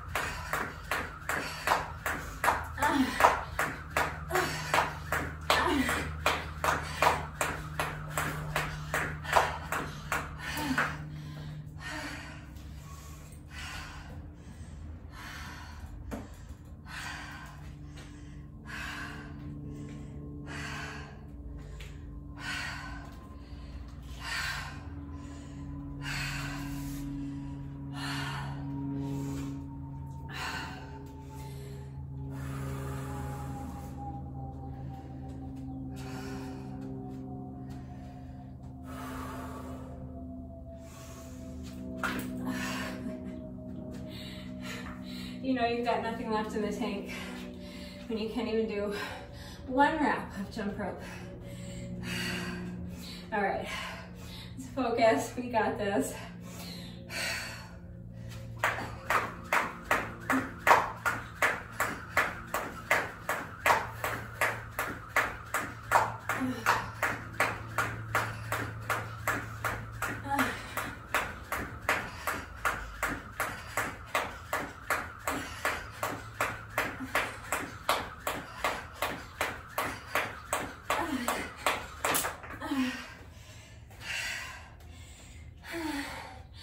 Picking up my count at 60,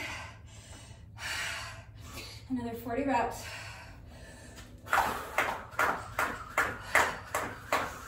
70, 80, 90, 100.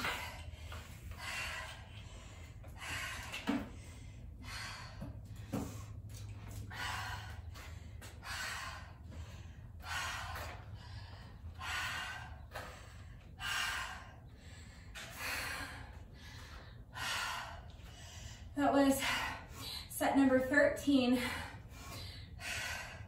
Just 2 more to go. We got this.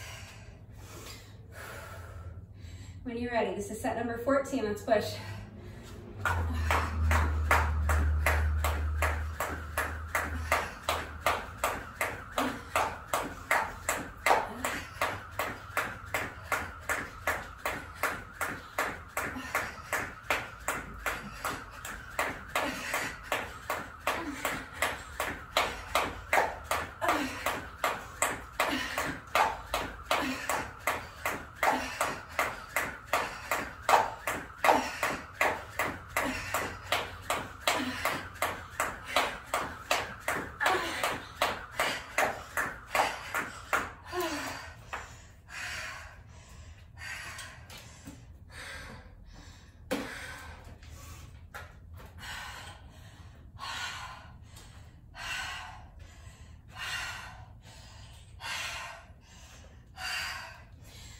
We made it. That was set number 14. We have just one more set to go. I'm giving myself a few extra seconds to breathe because I don't want to put pressure on myself, but I would love to finish up with one strong, clean set of 100. So We'll see if that happens or not, but I feel like I just give myself a few extra seconds to breathe. I increase the chances of that happening, but it doesn't matter. Anyway, it's only 100 more revolutions of the jump rope. That's all we have left to do, so it's gonna get done regardless. Here we go. Set number 15.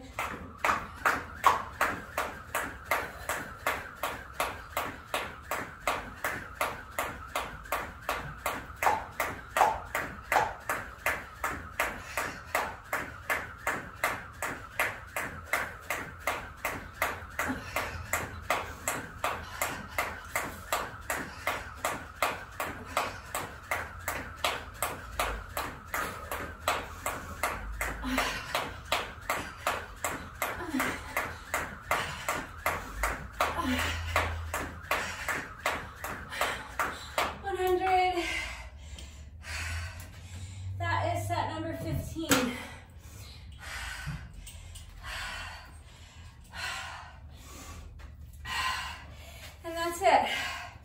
That's part 3. We did it. So all together, that was 30 minutes of high intensity interval training plus 3,000 revolutions of the jump rope. We are not quite finished yet. No workout of mine is ever complete until we have done our bonus burpee. So we have just 1 rep left to go.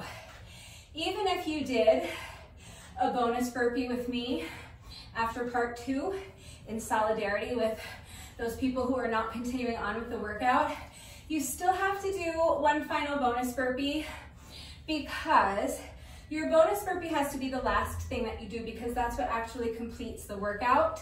So if you did a bonus burpee earlier, but then you continued, your workout is not yet complete. So you do still have to do 1 final bonus burpee with me. But first, whenever I do a workout that incorporates jump rope, as most of my workouts these days do, in addition to my bonus burpee, I also like to do a bonus set of 100 with my jump rope. The bonus burpee is mandatory. This bonus set with the jump rope is completely optional. So if you would like to join me, we're just going to do 1 more set of 100. Any style of jump rope you want to do is fine. We're just counting 100 revolutions of the jump rope, the same way we've been doing for the entire workout. If you do not want to include this little bonus, that's fine. Take another minute to breathe and rest. Cheer me on. Let's hope I can get through this set without tripping over my jump rope. And then as soon as I complete my bonus set of jump rope, we'll go ahead and do our bonus burpee together. So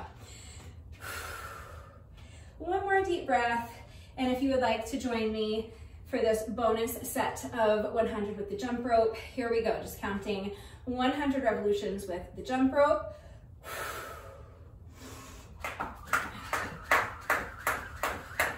10, 20, 30, 40, 50, 60, 70, 80, 90, 1, 2, 3, 4, 5, 6, 7, 8, 9, and that is 100.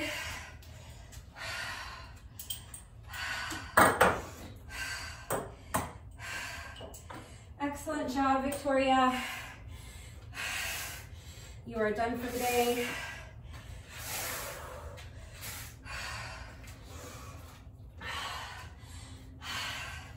Isn't she wonderful? All right. That is our bonus set of 100 with the jump rope. And now, at long last, we have just 1 rep left to go.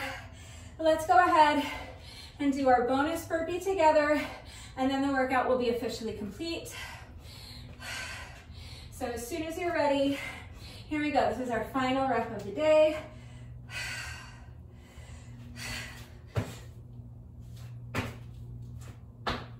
All right, with that, the workout is now officially officially complete, but don't go anywhere because next we are going to do our weekly Monday mobility challenge. But first, let's just do a quick little cool down. I'm gonna take a few minutes after the workout to just move around and do a little bit of light stretching while you allow your heart rate to come down a little bit and while you allow your breathing to normalize.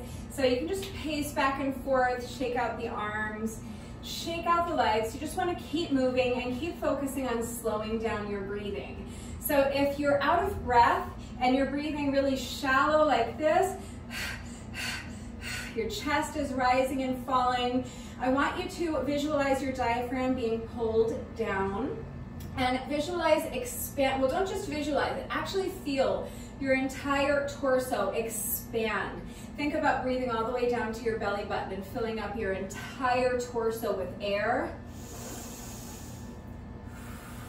And then using your diaphragm to push the air out with control.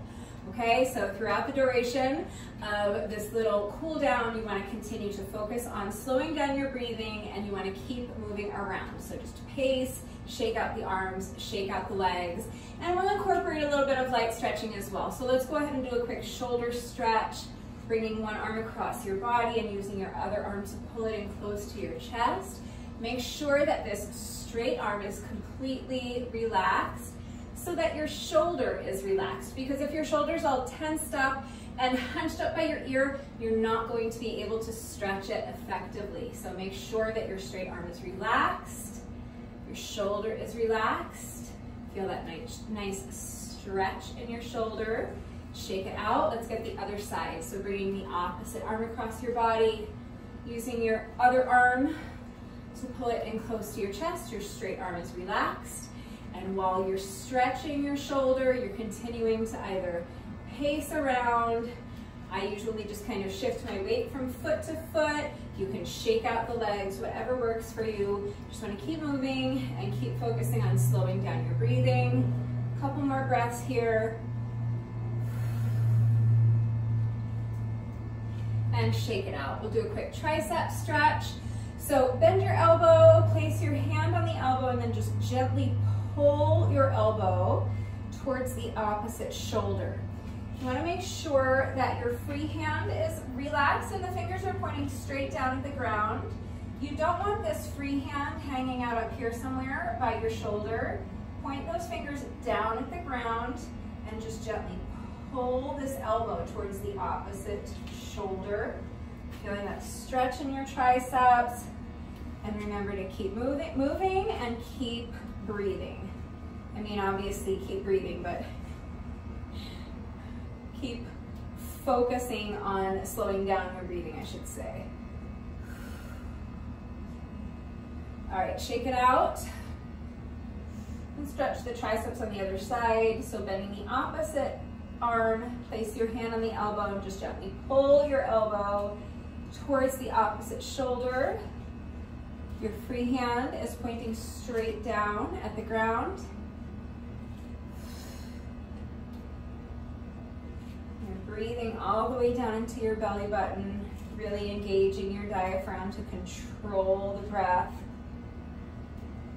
And just shifting your weight from foot to foot or shaking out the legs, pacing back and forth, whatever works for you. All right, we're going to finish with a quad stretch. So if you struggle with balance, you can hold onto the wall or a chair or something like that for support.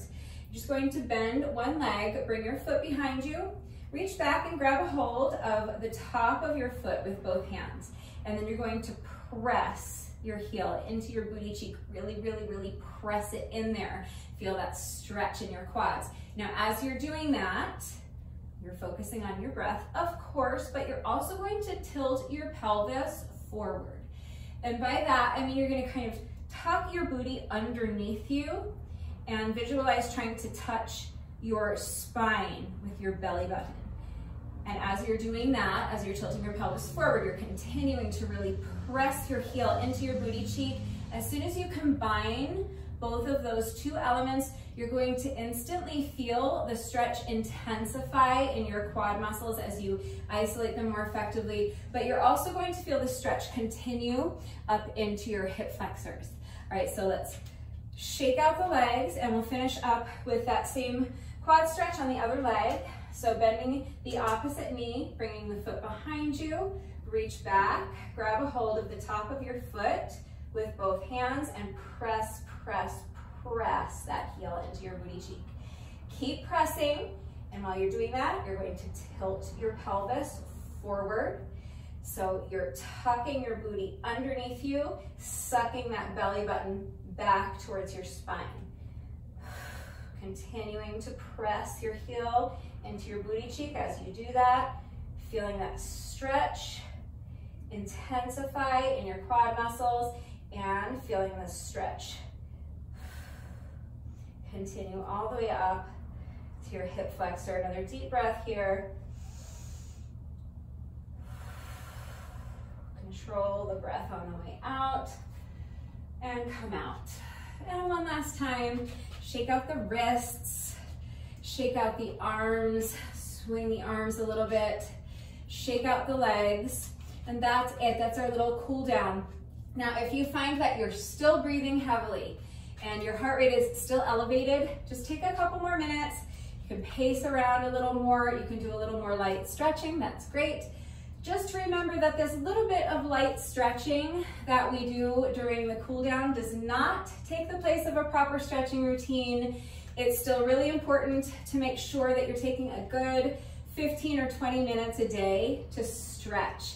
It's going to help alleviate any muscle soreness that you might feel the day after the workout. It's also going to help reduce your risk of injury moving forward, and of course it's going to improve your flexibility and your mobility. So that's important in and of itself. So please make sure you're taking the time to stretch every day. If you have time to do it right now, immediately after the workout, that's always going to be the most efficient and the most effective time to get your stretching done, because your muscles are already nice and warm from the workout.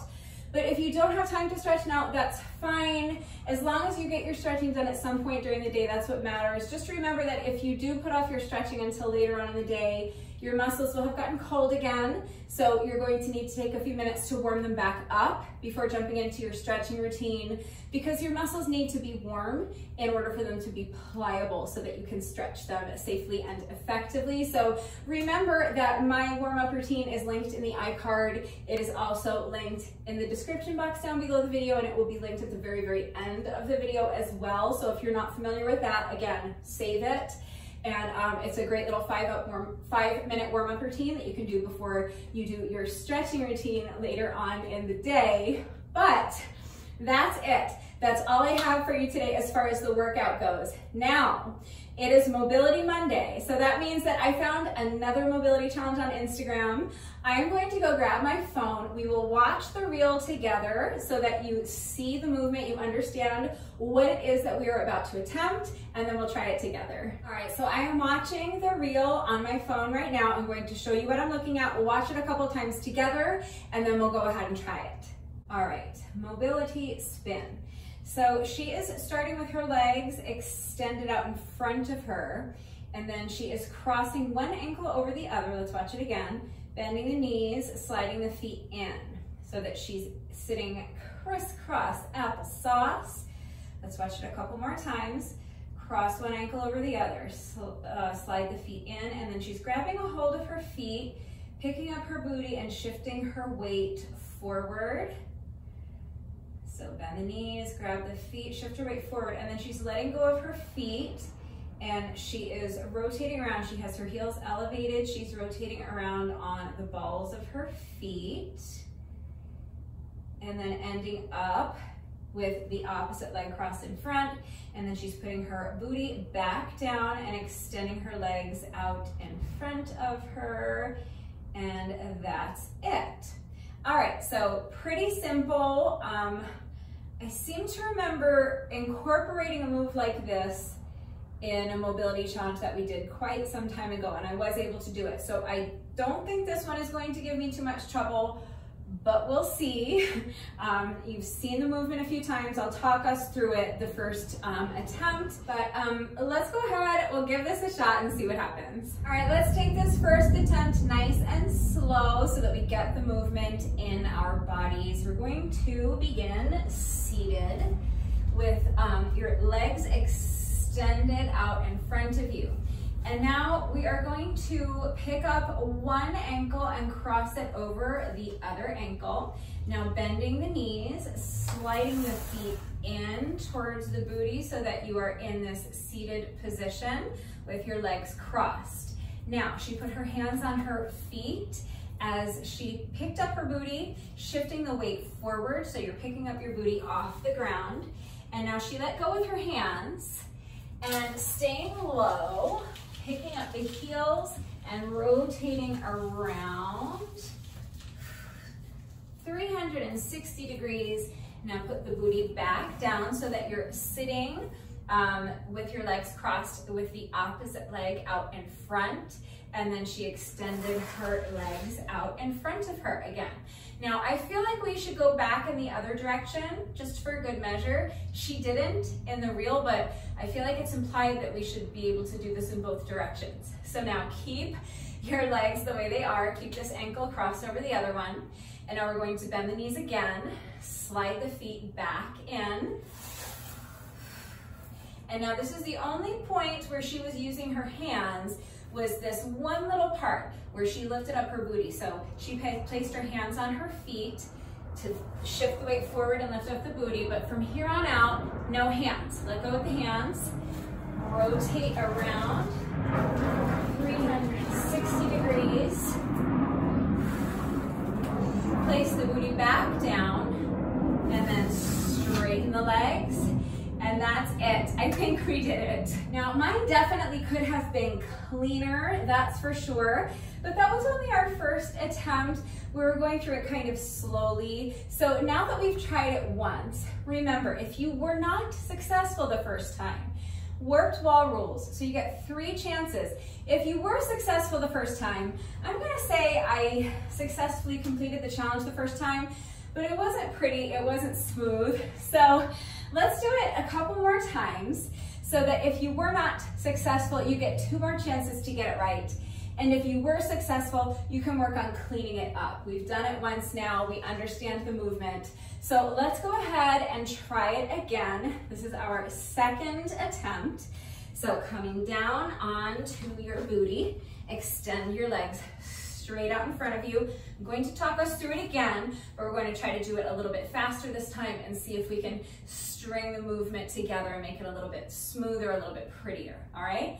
So crossing one ankle over the other, bend the knees, slide your feet in towards your booty, hands on your feet, pick up the booty, shift your weight forward. Let go with the hands, and then rotating around.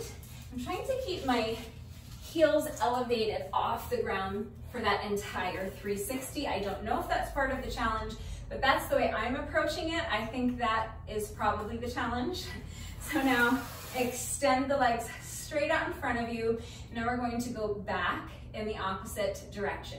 So bending the knees, sliding the feet in towards your booty, hands on the feet. Pick up your booty, shift your weight forward. Let go with your hands. And now, heels elevated as you rotate around on the balls of your feet, 360 degrees.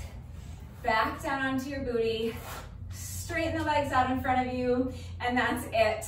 We did it. All right, so that was attempt number 2. For me, that was already much cleaner, and I know that the more I do it, I will be able to continue to tighten it up, make it look nice and clean and pretty, so that I can make my own YouTube short and my own Instagram reel out of this mobility challenge. So if you still did not get it, you get 1 more chance, all right? We have our 3rd and final attempt coming up next. If you did get it already, why don't you do it 1 more time with us anyway, and you can work on cleaning yours up. That's what I'm doing, all right?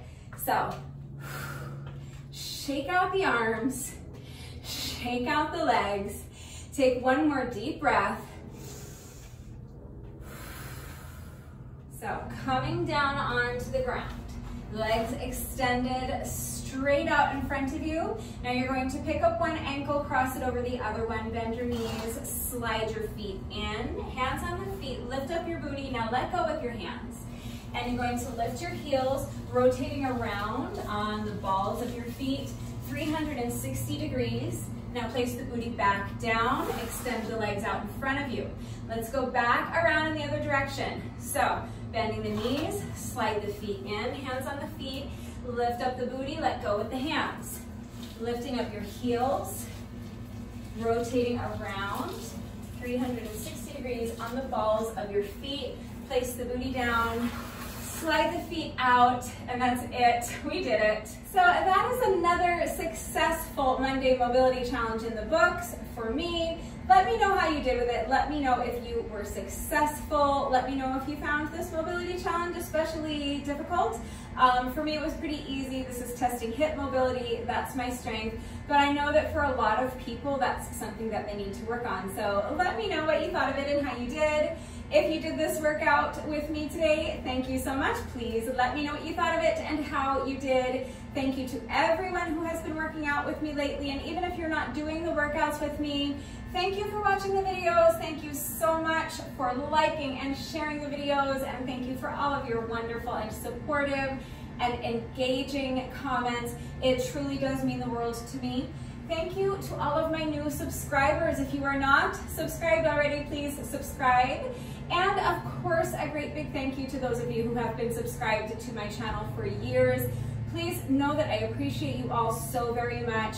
One final reminder that if anything is unclear about the format of today's workout, how everything fits together, how you can customize the format to accommodate your time constraints or your fitness level or your access to equipment. If you have any questions about the exercises that we were doing today, if you have any doubts about how to do the exercises with the correct form, or if you need any further help with equipment-free substitutions or beginner modifications, I'm right here to help, so please just ask. That is going to do it for today, but before I say goodbye, I have to say one final thank you to those of you who have been watching the videos all the way until the end and commenting with this secret code phrase of the day. So before I say goodbye, I will give you today's secret code phrase of the day. It is, you got it, dude. So if you are still watching this video, hello, thank you for watching all the way until the end. Please let me know that someone is still watching by going down to the comment section and leaving me a comment that says, you got it, dude. That is going to do it for today. I will see you all next time. Bye.